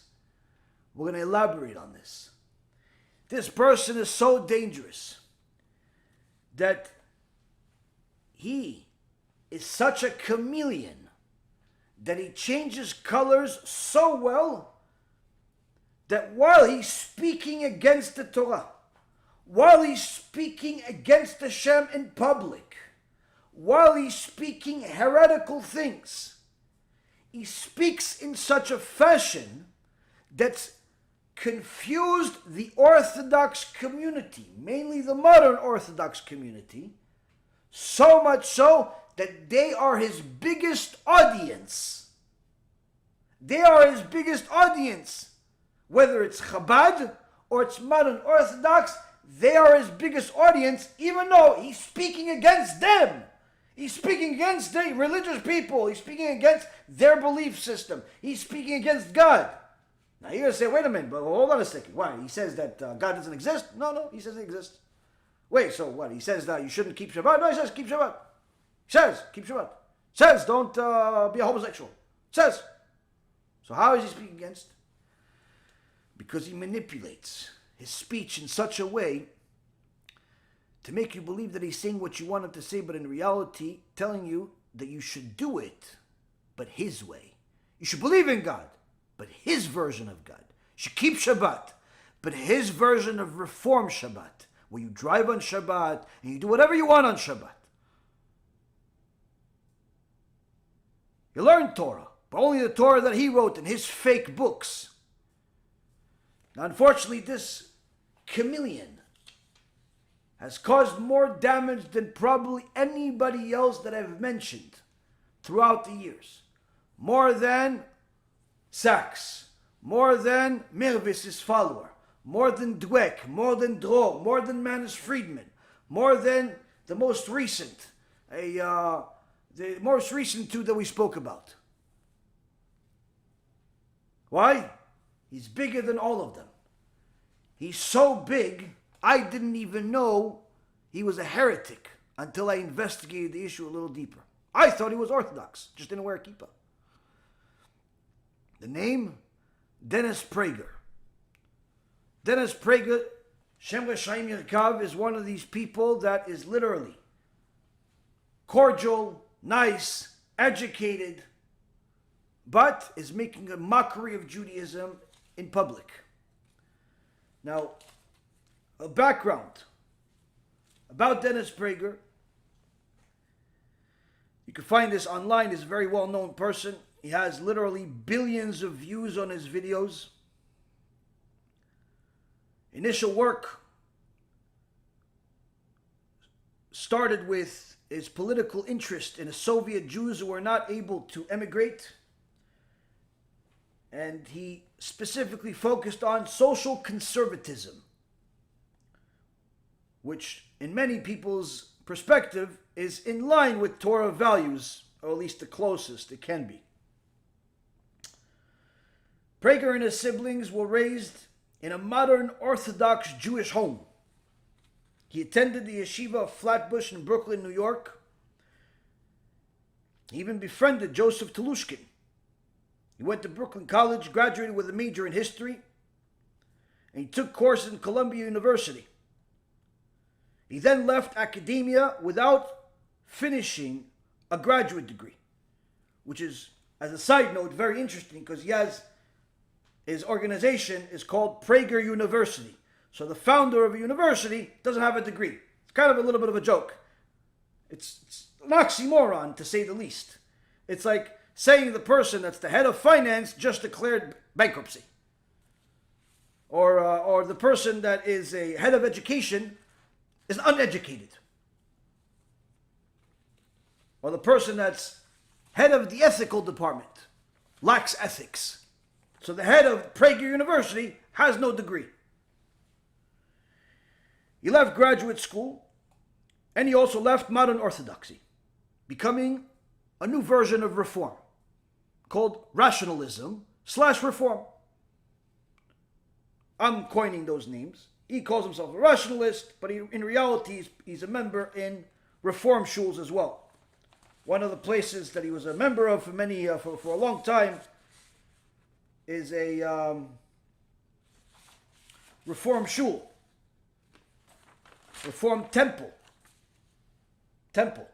called the Stephen S. Weiss Temple.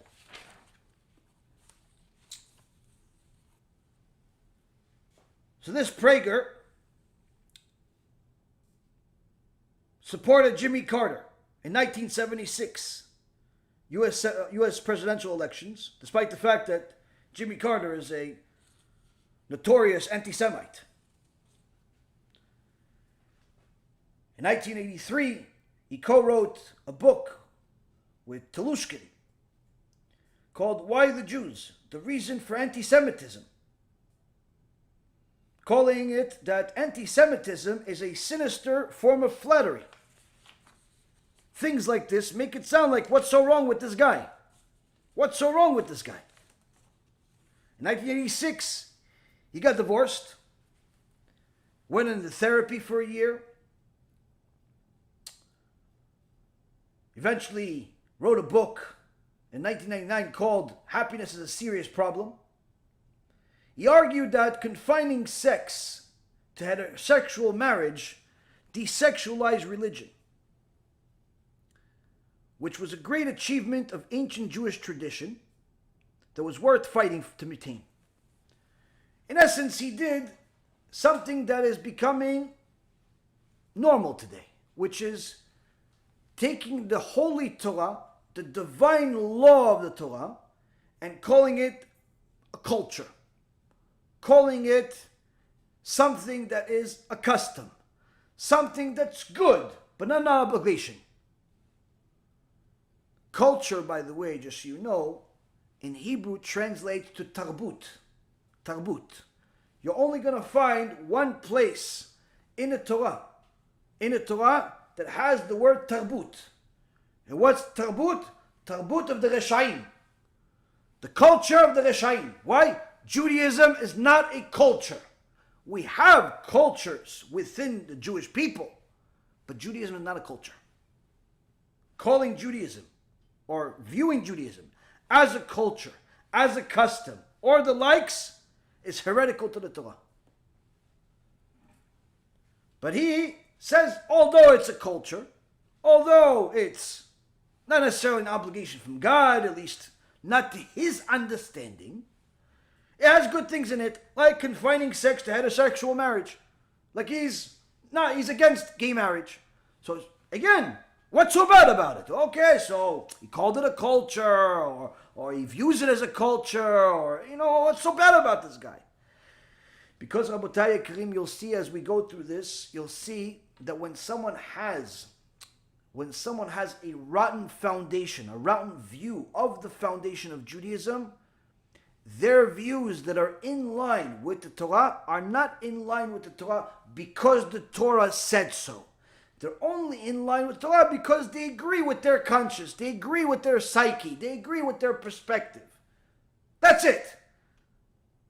And as soon as the Torah disagrees with their perspective, with their psyche, with their overall mentality, they simply just care less about it. They throw the Torah in the garbage, which is what happens with this guy.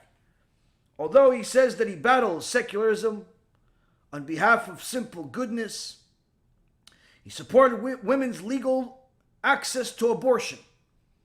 He says it's immoral, but should be allowed to abort, even though Torah says abortion is murder. He says, no, but they should be allowed to do it. No problem. He supported and justified sex between non-married consenting men and women.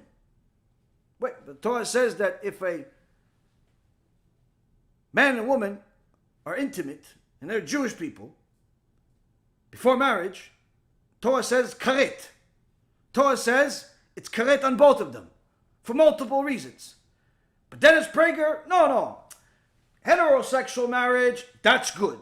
Gay marriage, no good. Okay, that's in line with the Torah. But by the way, abortions, that's good. It's okay. Premarital sex, promiscuity, as long as it's consensual, that's good too. Wait. So it's like saying that Jesus is good and Moses is good. You're creating a new religion. It cannot be. Both are good unless you're creating a new religion, a new perspective. Unless your belief systems that actually agree with the Torah have nothing to do with the Torah. They have to do with just simply your own personal perspective. And this is why it was easy for him to become involved with the Stephen S. Weiss Temple, Reform Temple. In 1995, he urged conservative Jews to be open with working with conservative Christians, like the Christian Coalition. As we've talked about many times over the last year, the spiritual cancer among us, where there's Christian missionaries inside yeshivot, inside Jewish communities, inside our media, Christian missionaries that are literally and actively capturing Jewish souls and destroying them. Over 500,000 Jews have converted to Christianity.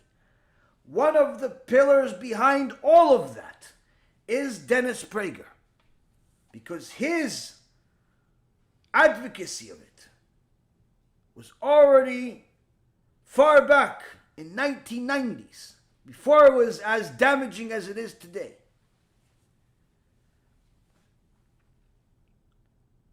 In 1999, he nationally syndicated a talk show on the socially and politically conservative Christian radio station KRLA in Los Angeles. Hence, we see the reason of why Dennis likes the Christians so much. Why did he tell the Jews you should work with them? Why? They are a huge market. They are a huge beneficiary, a huge supporter of all of his work. His heresy, part of it, comes from it. His lack of beliefs in the foundations of the fundamental principles of Judaism come from them. This, Rabotai, is just a scratch on the surface. How did this guy get into the modern Orthodox world? How did he get into the Chabad world? How did he get into the Orthodox world, if you will? Much of that publicity was done by a Chabad rabbi, a well-known Chabad rabbi that helped him by getting him into the community. Chabad is 100% responsible for my entire effort on the happiness issue, because it was a dear friend, Rabbi Schwartzy in Los Angeles, where I live, many, many years ago. He was the Chabad rabbi at UCLA. And he said, Dennis, could you come and speak to the Jewish students here? A lot of them know you from radio, so we'll get a turnout. I said, Schwartzy, for you, anything. I assume you want me to speak on Judaism. He said, no, nobody will show up. Presenting him as a Jew, presenting him as a Torah-observant Jew. Even though he divorced his Jewish wife and married a woman with a questionable conversion, most likely a reform conversion, meaning that he's still Goya. Even though he openly admits that he does not listen or agree with the sages, and he says it in his lectures in modern Orthodox synagogues and universities and so on. He says he doesn't agree with a Jew having to keep Yom Tov for 2 days like the sages decreed. Doesn't agree, so he doesn't do it. He only keeps 1 day.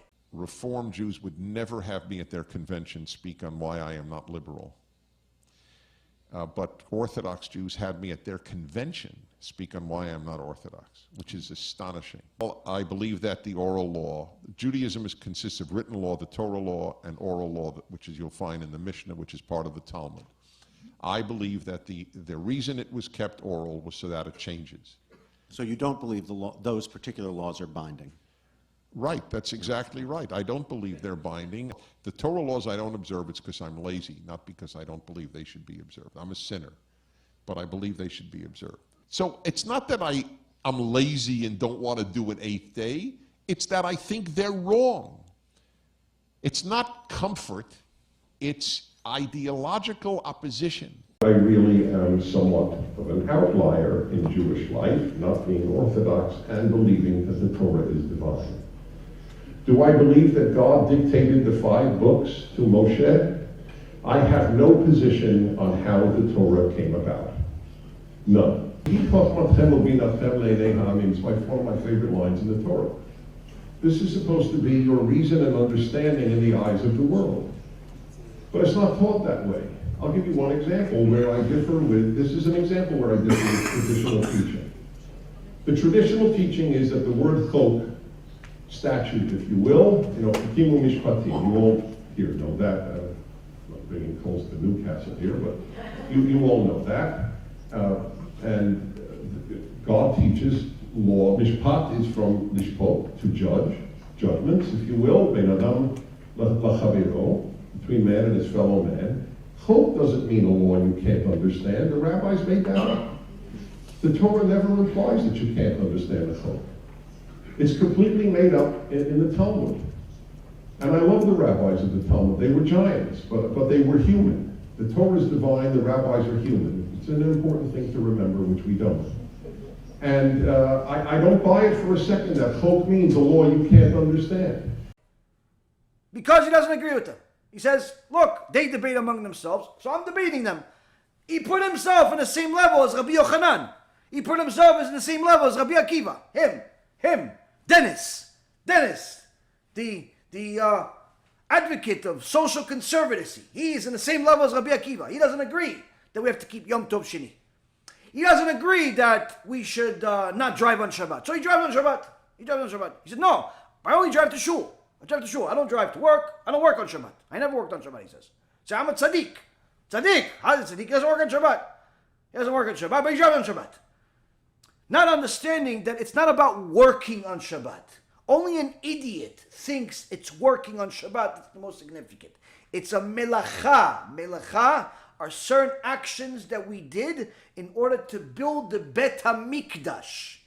And HaKadosh Baruch Hu says these 39 melachot, such as lighting fire, turning on fire, writing, erasing, and so on, these things are considered the work, not work like you work on Wall Street, not work like you work on a radio, but in essence work that you're not allowed to do on Shabbat. Lighting fire is one of the main ones that everybody knows about, because it's a literal verse that says don't light fire. But then it says, no, I don't agree that driving is really relevant. Why? Because Dennis doesn't really care what the Torah says. Let's take the laws of Sabbath to take a less controversial example. So there are certain laws of Sabbath that have been made strict over time, right? You and I disagree on the interpretation of Sabbath, for example. You'll drive on Saturdays. I won't drive on Saturdays because there's a rabbinic tradition that you don't drive on Saturdays. So right. By the way, I don't drive. I wouldn't drive to a ball game. I don't drive shopping. I drive to a Sabbath-oriented right, exactly. thing. Okay. Right. But it is true that I think rabbinic law can change. I do believe that. As for Torah law, for example, I don't smoke my pipe or cigar, which I do every day of the week. I don't do it on Shabbat because it says do not burn a fire on the Sabbath. So I just want to make that clear. Right. I take this stuff very seriously. He doesn't care what anybody says. He just cares what Dennis says. So he doesn't understand that every single time you press the gas pedal, you're not only lighting a fire, you're lighting thousands upon thousands of fires. Tens of thousands of fires are being lit second after second, after second, after second. And guess what? Each and every single one of those fires is an independent Torah violation. That's Isur Karet. Each one. Each time a person violates Shabbat, it's a separate Karet sin. It's not like if he violated Shabbat, so might as well just violate the whole thing. No. Every single time you turn on the ignition, you press the gas pedal. Every single time you play with your phone. Every single time you do all types of things that are forbidden on Shabbat, it's a separate karet sin that will bring the person an enormous amount of punishment in this world and the next. But Dennis doesn't care. Why? Because he wants to drive on Shabbat. He wants to drive to his Reform shul. He wants to keep Yom Tov only for one day. He wants to hang out with his Christian buddies and talk on their radios. Why? Because he gets enough support both from the Christian missionary world, literally his friends, with some of the worst missionaries on the planet Earth. Christian missionaries and even Jewish missionaries. Like this one clown, Reform Rabbi David Wolpe, that says that he doesn't believe that the Torah is from God. He doesn't believe the Torah is from God. But he calls himself a rabbi. He was on the same TV show as Manis Friedman and some other clowns. He doesn't believe that Torah is from God. His perspective, right? One of the best buddies with Dennis Prager. Many Christian missionaries, best friends with Dennis Prager. Modern Orthodox, many of them best friends with Dennis Prager. Chabad, many best friends with Dennis Prager. Countless supporters. Wicked Talmidim, wicked students and followers who actually at some point worked for his organization.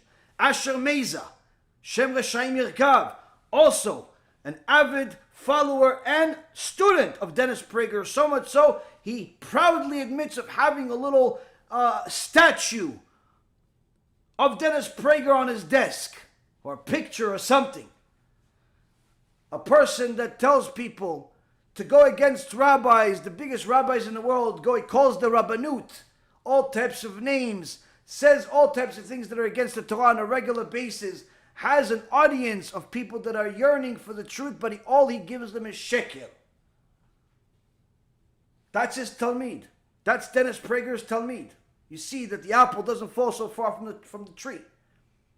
Dennis Prager, Rabotai Karim, despite all of the horrible things that he's doing, by telling people things that are heretical to the Torah, he feels perfectly confident and comfortable writing a commentary, his own commentary on the 5 books of Moses, which he promotes endlessly. He feels perfectly confident and comfortable having videos on his website promoting God, saying that the world has to have been from God and the 10 Commandments, while he himself violates the 10 Commandments. He has all types of videos that are full of lies, literally full of lies that have been taken down by the media, by Google, by YouTube, by all types of other parties. And what does he do? He sues them. And he goes into these fake lawsuits to give himself a bigger name and a bigger stage, as if he's fighting for freedom of speech and so on, only to arrive at the actual court like an idiot without any proof to what he says. So they throw out the suit in the garbage, just like they should throw him out of all synagogues. He has all these lawsuits. So who pays for all of this? Jews. Most of the money comes from Jews and obviously Christians. But a lot of it comes from Jews, and he literally gets tens of millions of dollars which he spends on marketing his videos. Tens of millions of dollars. As of 2018, around 40% of the annual budget of $10 million was spent on marketing. Each video is produced according to a consistent style. Videos cover topics, racism, such as racism, sexism, income inequality, gun ownership, Islam, immigration, Israel, politics, brutality, and so on and so forth. From the surface, he looks kosher, just like the pig. The pig has one of the 2 signs in order to be a kosher animal. That's Dennis Prager, Rabotai. He looks kosher, but he's 100% not kosher. But I, like all of you, have watched his videos in the past, thinking this guy is a nice Jew. It's a good example. Kiddush Hashem, you could even say. Look, he just talked about, to his political friends, about the 10 Commandments. Look, he just talked about God. Wow, what a Jew, what a Kiddush Hashem. This, Rabotai Karim, is one of the worst enemies of Judaism today.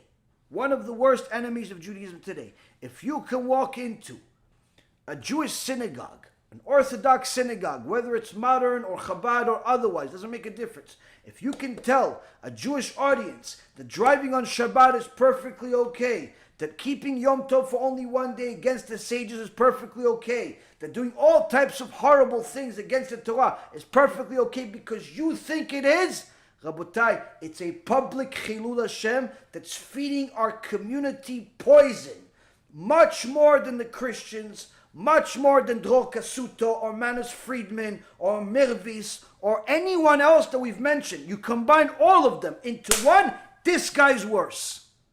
Why? Because he looks kosher. Because he looks so kosher that you want to take him home. You want to vote for him if he ran for president. Because he doesn't say his heresy all the time. Just enough to make sure that the audience he wants to tell it to hears it. Who does he tell the most common place that he says that he doesn't keep Shabbat? He doesn't go to the Christians and tell them he doesn't keep Shabbat. He says it to the Jews. So if you have an average kid, average person, watches this guy in his modern Orthodox shul, and he says, look, I'm all over the world, I got billions of views on the internet, tens of millions of dollars expected donations this year of somewhere in the neighborhood of $25 to $30 million, publishing books, notoriety, Prager University. I made it. Right? He made it. He's everywhere. He's welcomed. He's paid and so on. But also, I drive on Shabbat. But also, I don't listen to the sages. But also, I decide that I'm going to have my own commentary based on my own understanding. To her shock, I said, well, I'm a Jew, and I think you should have a Christmas tree. I love having Christmas trees in my society. It's a good thing. It's a happier place Christmas time, thanks to Christmas tree and decorations and Santa Clauses and Christmas music. It's all great. Your average kid in today's Jewish world will learn more from him in an hour session than he will learn from his rabbi in the yeshiva over 10 years. Why? That 1 hour, or even that 5-10 minute clip, will cause more damage to that young kid or even that older person than what you can do in an average yeshiva today. Why? Because the average yeshiva today doesn't fight people like him. Doesn't tell you, don't listen to this rasha. Don't listen to this heretic. Doesn't tell you that. So you think, listen, since the local shul, the local rabbi invited him to the keilah, he must be kosher. So if he drives on Shabbat, I'm going to drive on Shabbat too. And that's what's happening today, Rabotai. These are the leaders that Am Yisrael has put amongst themselves, that Rav Wasserman is crying over. And the Gemara in Masechet Sotah, page 49b says, En al mi lismoch el avinu shel Shamayim. We have nothing to rely on other than HaKadosh Baruch Hu, than Hashem in heaven, our Father in heaven. Why? Look at the leaders that we have in the Jewish world. What are they? In Hollywood? They're in a Prager University. They're Erev Rav, wayward rabbis. What do we have? What do we have? What do we have to save us? We have people that call themselves Orthodox that go against our own yeshiva system. Rabotai Yekarim, we have such a horrific situation that when you speak to the average person, average Jew, about making a sacrifice for the sake of a mitzvah, making a sacrifice for the sake of the Torah, they look at you like you have 5 heads. Why should I do such a thing? Why should I do such a thing?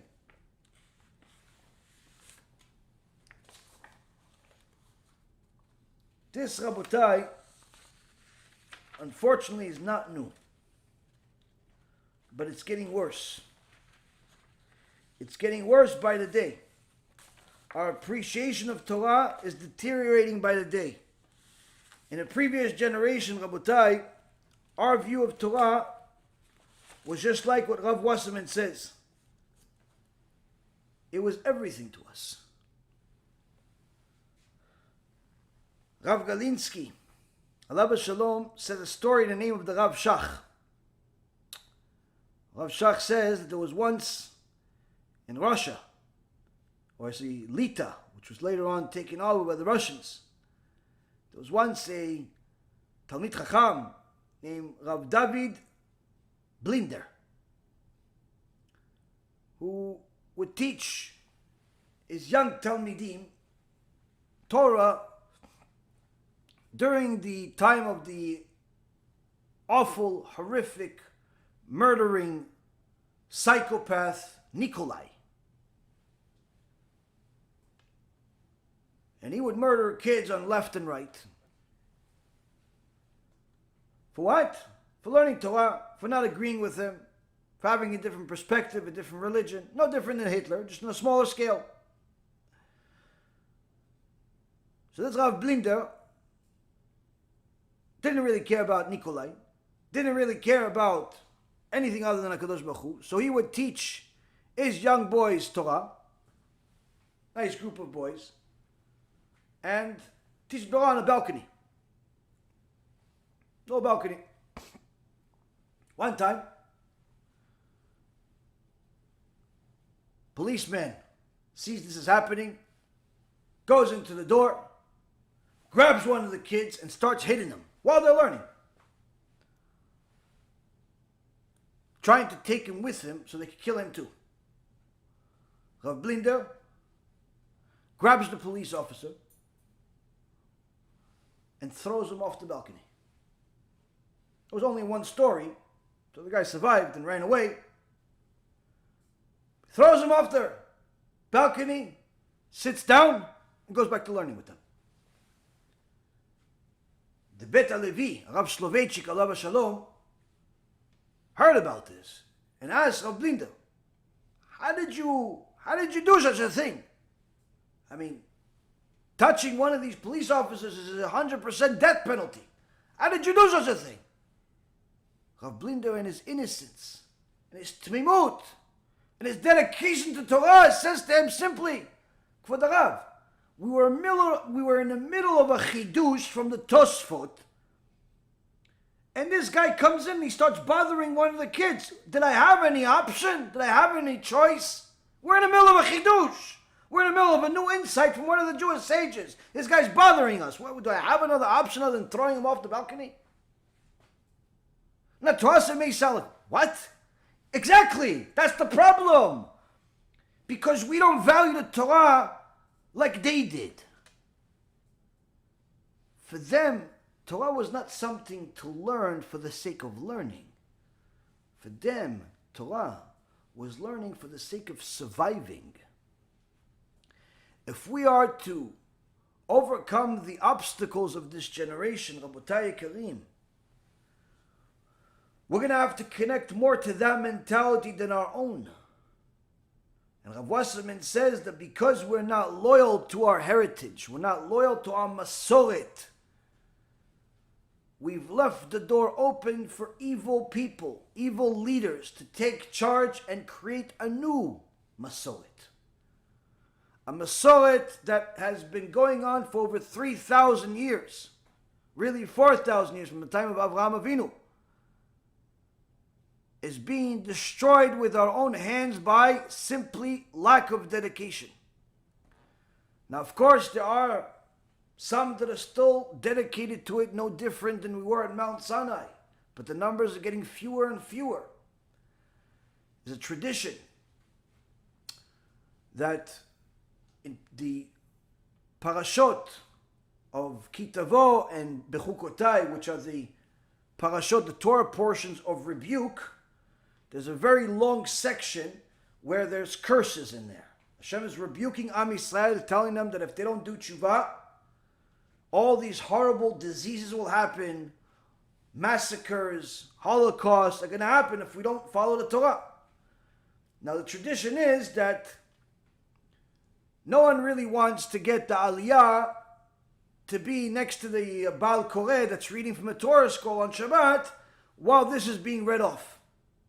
No one really wants it. So the tradition always was that you simply let the Chazan read it, because he's in essence talking in a second person, so in a first person. So in essence, if a person is next to him, it sounds like he's cursing the person that's next to him. So the tradition is that he just reads it out loud, and that's it, everybody just listens. No one is next to him. But once somebody came, Avrech, in the shul where Rav Kanievsky prays, Shichye, he says, I want to get the aliyah. I want to, it's a yard site of my father.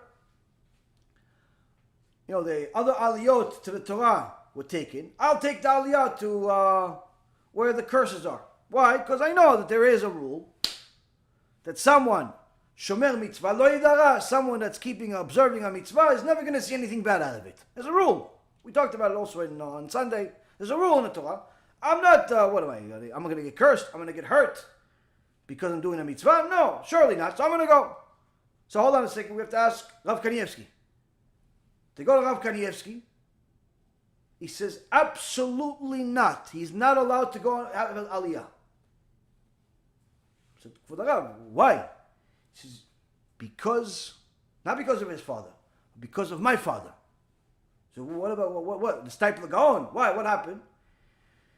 He says, the same exact situation happened with my father. Some person came in the shul and said, I want to have the aliyah during the Parashat Tochecha, during Parashat Bechukotai or Kitavo.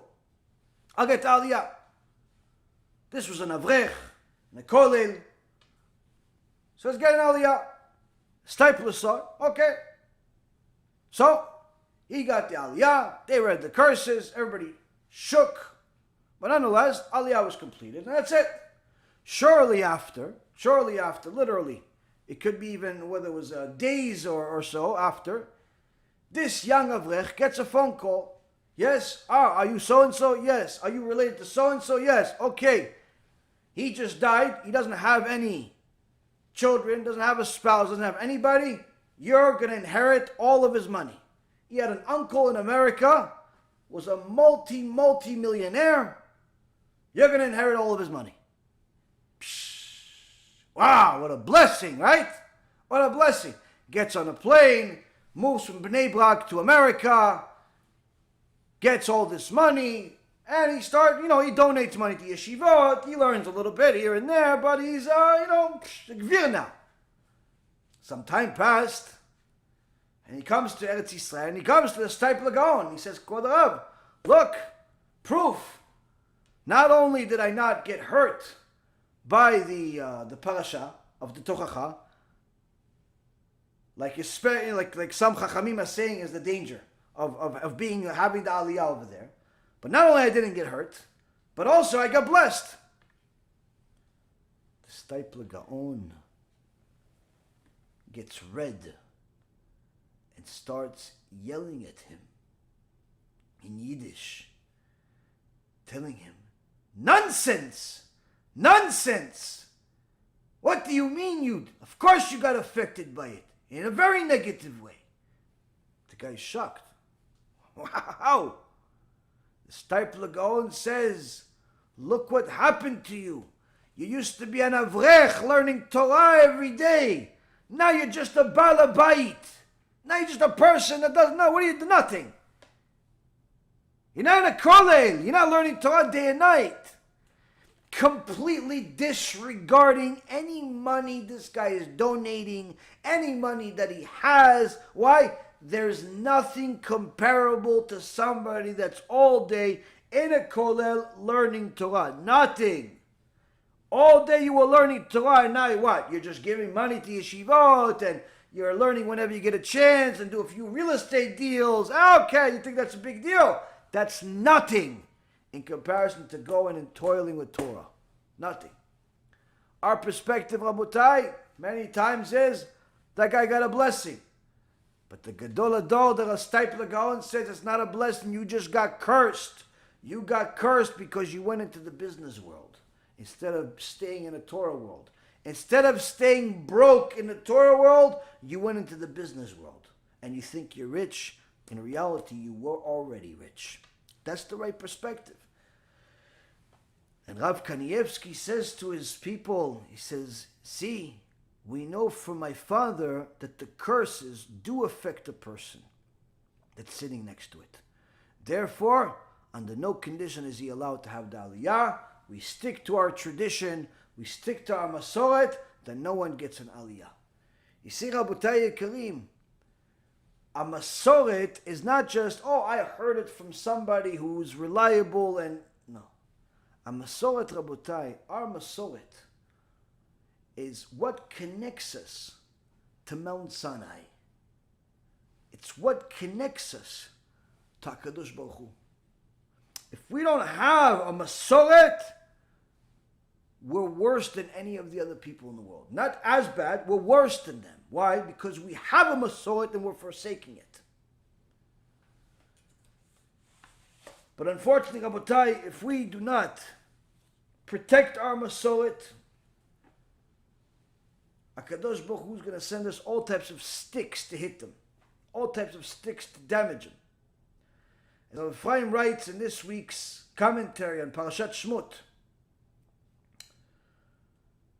פרשה הזו מתחיל סיפור השעבוד, ויקם מלך חדש על מצרים אשר לא ידע את יוסף.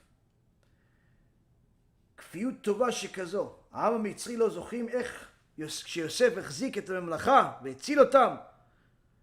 It says this week's parasha starts with our exile, going to Egypt, starts with how there was a Paro, a new Paro that forgot, that didn't know who Yosef is. Some of the Chachamim say he really was a different Paro who didn't know who Yosef is, and some say he knew who Yosef is. He just didn't want to recognize all of the laws and the good and the things that he brought to the world, brought especially to Egypt. Says, look how ungrateful this person is, that he forgot how Yosef built this kingdom, saved him. And in the instructions of Paro, mit'alelim meshabdim et tzeitzayim shel Yosef, they are torturing and hurting all of the descendants of Yosef in a vicious way, in a tzura achzarit v'norah. Now, he continues and he brings Rabbi Yehuda Hasid in Sefer Hasidim, Siman 209.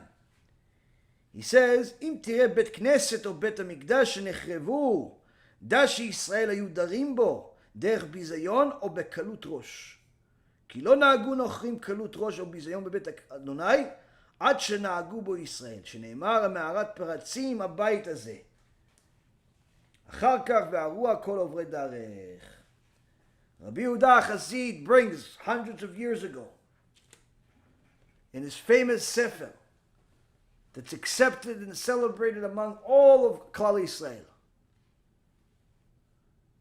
Sefer Hasidim is not about Hasidut, like today's Hasidut, Streimel, hat. Surely they learned from it too, but Hasidut meaning to do above and beyond the law, to be a tzaddik, to be a Hasid, Hasid of Hashem. And he says, look, if you ever, we learned from our Masoret, we learned from our sages, we learned from our forefathers. If you ever see that there was a Bet Knesset, a shul, a synagogue that was destroyed,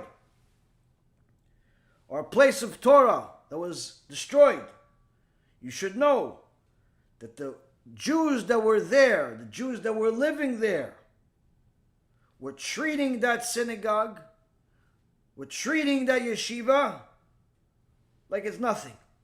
Kalut Rosh, like it's a joke, like a bar, like a social club, like a place you can invite any heretic to speak in, Christian missionaries, a Jewish missionary, all types of heretics. Yeah, just to entertain the crowd. Entertain the crowd. You ever see a Bet Midrash like that was destroyed? You ever see a Bet Knesset that was destroyed? You should know, without knowing, you don't have to look at the news, you don't have to look at the archives, you don't have to look at nothing. If it was destroyed, they were bringing people like Dennis Prager and Manis Friedman and the cancer that was trying to get to Kelly, that was trying to go to the Boca Raton synagogue, and so on. That was there. That was there. How do you know? Because we have a Masoret that we learn from the prophet Jeremiah in chapter 7, verse 11. And also in the book of Psalms 80:13. What does it say? The Goyim, the Nochrim, never treat a place of holiness that's owned by Jews with desecration. They don't desecrate it, they don't ruin it until the Jews did it first. Why?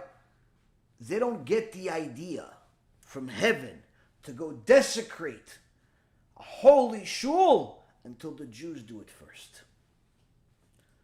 The Zohar HaKadosh, Rav Efraim brings, Parashat Truma, Daf 131, Amud Bet, writes awful things about a person that speaks in a Bet Knesset. Zohar says, in the name of Rabbi Shimon Bar Yochai, a person that speaks in his shul, mundane things, or even whatever he's speaking, in the middle of prayer, you're speaking, middle of the reading of the Torah, you're speaking, or even if you're speaking mundane things when there's nothing going on, but you're doing it in a shul.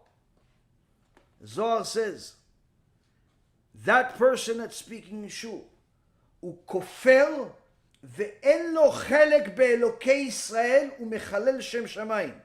כשיהודי מחלל בית כנסת, הוא נותן שליטה לגויים. The Zohar HaKadosh says, someone that speaks in a synagogue is considered 100% a kofar, a heretic, who has no share of the God of Israel, and is causing a desecration of the name of heaven. And when he desecrates that synagogue with his speaking in a shul, he is giving the power to destroy that shul to the goyim. Every Bet Knesset that has people socializing in it, if it gets destroyed, now we know why. We don't want anything to be destroyed, and the whole point of mentioning it is so people do tshuva and stop. Stop desecrating Hashem's name. Stop being heretics. But if they don't, at least we won't cry to our Kadosh Baruch Hu, why'd you do it to me? We used to pray in this place. Isn't it a Bet Mikdash Katan? No. It's not a Bet Mikdash Katan if you're desecrating Hashem's name in it. You see, Rabotai Yekarim, this is our Masoret. This is our belief system. Not my unique belief system. Not my invention. This is standard basic level of Judaism. Those who follow it will win. Those who do not will lose. In the interim, what happens to the ones that are trying to win? Rav Wasserman says, in conclusion, so long as we are guided by the misleaders who have brought us into a state of war with God, there can be no hope that our position would improve. On the contrary, it will worsen from day to day. There's only one way left for our deliverance: to make peace between ourselves and our Father in heaven, the guardian of Israel. Only then can peace be upon Israel. Countless people are petrified about what's going on in the world today, whether it be coronavirus or the cure or poison. We're not really sure which one is which. People are worried about the economic situations. People are worried about what's happening in Israel, whether it be the currency or the broken government or what's going on in the religious communities there and here and otherwise. There are so many worries on people's heads every day that no one even knows where to look at. Rav Wasserman says, so long as you allow fake leaders to run your keilot, so long as you allow fake speakers to poison your keilah, your audience, so long as you promote, advocate, and even support haters of the Torah, heretics of the Torah, misleaders like Prager, like Yafed, like all of the other Reshaim that we've mentioned today and in the past, so long as you let them lead, don't look for any bright side. Whether it's coronavirus or Hashem Yishmo, something worse. The situation will get much worse. Why? HaKadosh Baruch Hu didn't send coronavirus in order for us to find a cure. HaKadosh Baruch Hu sent us coronavirus in order for us to follow Him, to do tshuva, to fix our situation in our community, in our synagogue, in our homes, to fix our belief system, to fix our relationship with Him. By first starting out, kicking out all of those that lie about Him, all of those that misrepresent Him, all of those that go against Him, all of those that misspeak about Him, all of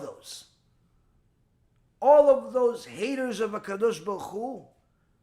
This coronavirus, this bilbul, this confusion that's in the world, can only be solved by getting rid of the trash that we have inside each one of our communities. Whether it's here in Florida, New York, Los Angeles, Israel, wherever. As long as we have false leaders leading us, false leaders that we praise, false leaders that we follow, where their focus is more on money, reputation, views, all of that other garbage, as long as we have them, as long as we support them, as long as we donate to them, as long as we watch their videos, as long as we do anything to keep them at peace, don't expect anything to improve. Stop praying for it even. Why? HaKadosh Baruch Hu already gave you the solution. You don't need to pray. You don't need to cry to HaKadosh Baruch Hu, please take coronavirus away. You don't need to do it. Oh, please Hashem, make this vaccine, go away. Make sure it's not going to be a law. Make sure it is a law. Make sure everybody takes it. Make sure everybody doesn't take it. Make sure that, forget about all this stuff. Everybody that's focusing on the coronavirus, the cure, the reptiles behind it, the billionaires behind it, promoting it, the president, his friend. You're missing the point. You're missing the point of the times. HaKadosh Baruch Hu only wants us to fix our relationship with Him. When we fix our relationship with Him, He will fix the world. Simply take all of the things that are causing us harm, gone. If we don't fix it, and we continue following the media, we continue following the fakers, we continue following the liars, we continue following all of the people that care less about anything but themselves, the situation is going to get worse. The virus, you found a cure, so he'll mutate to 15 other worse viruses. And if it doesn't mutate, then most likely the cure is probably not a cure, it's most likely a poison. And the people behind it will just get more powerful to make the damage that Hashem is going to allow them to do even worse. You can worry about them. You can worry about a virus. You can worry about a cure. You can worry about the media. You can worry about all these things. You can watch videos about it until you're blue in the face. Or you could start becoming one of the people that starts solving the problem by doing tshuva. You do tshuva, you are good enough. You are big enough for HaKadosh Baruch Hu to fix this whole virus off of. You think that I'm telling everybody needs to do tshuva. They should, but not everybody needs to do tshuva. Why? Gemara, Masechet Yoma, page 85a, says, Gdolat tshuva. Tshuva is so big that HaKadosh Baruch Hu will bring a cure to a disease that was unfounded anywhere, just for the sake of that one person. And the Mefarshim say, the commentaries say, what kind of tshuva does he have to do? Does he have to be like Rabbi Akiva, get to the 50th level of Kedusha, have 24,000 students? Does he have to be like Moshe Rabbeinu, Ish Elokim, go up to Shamayim 40 days, 40 nights? Does he have to be like Avraham Avinu, that Ani Afel Ve'efer has humility where he views himself as dust? Gemara says no. What kind of tshuva? This is specifically talking about tshuva from Yirat Shamayim, fear of HaKadosh Baruch Hu. You yourself that's watching this, you do tshuva, you are enough of a reason for HaKadosh Baruch Hu to fix everything. Now guess what? You do it, you can help somebody else do it. Somebody else does it, they can help somebody else do it. Before you know it, a whole community has changed. Before you know it, a whole nation has changed. Rather than focusing on cures and poisons and the people behind it and the people that follow it and people that are making money off it, let's just follow what Torah says. Why? That's our Masoret. That's our heritage. That's our Torah. Our Gemara specifically says, you want a cure that hasn't been found, you don't need to go to the diagnostician. You don't need to go to the pharmacist. You don't need to go to the biochemical companies, to the pharmaceutical companies, to the government. You don't need to go anywhere. You need to go to HaKadosh Baruch Hu. Say, HaKadosh Baruch Hu, I'm sorry I violated Shabbat. HaKadosh Baruch Hu, I'm sorry I wasted seed. HaKadosh Baruch Hu, I'm sorry I didn't learn enough Torah. HaKadosh Baruch Hu, I'm sorry I wasted my time watching YouTube videos about cats crossing the street instead of watching rabbis speak Torah, Torah Temet. I'm sorry, HaKadosh Baruch Hu. I'm sorry, and I promise you, I'm going to start doing better. That is enough for HaKadosh Baruch Hu to change the world. You, by yourself, can change the world. And if you do it, you can influence somebody else next to you. Somebody else does it, they can influence somebody else next to them. Each one of us, literally, by ourselves, our tshuva can be enough of a reason for HaKadosh Baruch Hu to bring a cure. Not just to Corona, but to everything that's going on in the world. To everything that's going on in the world. That's the whole message. Why? That's our Masoret. That's our heritage. If you believe it, do it. Do it. Start keeping Shabbat. Start protecting your Brit. Start publicizing Torah. Start doing good things, according to HaKadosh Baruch Hu. Don't be like the heretics, the misleaders, that are telling people that they could translate and interpret Torah to their likings. Follow the Masoret. Follow what is giving us the power and the right to exist for thousands of years. Follow it. And I promise you, in the name of the Torah, you can bring the cure. Why? It's in our Torah. It's in our Gemara. It says so. I saw it with my own eyes. And you could too. I give you the page. Baruch Adonai Le'olam. Amen v'amen.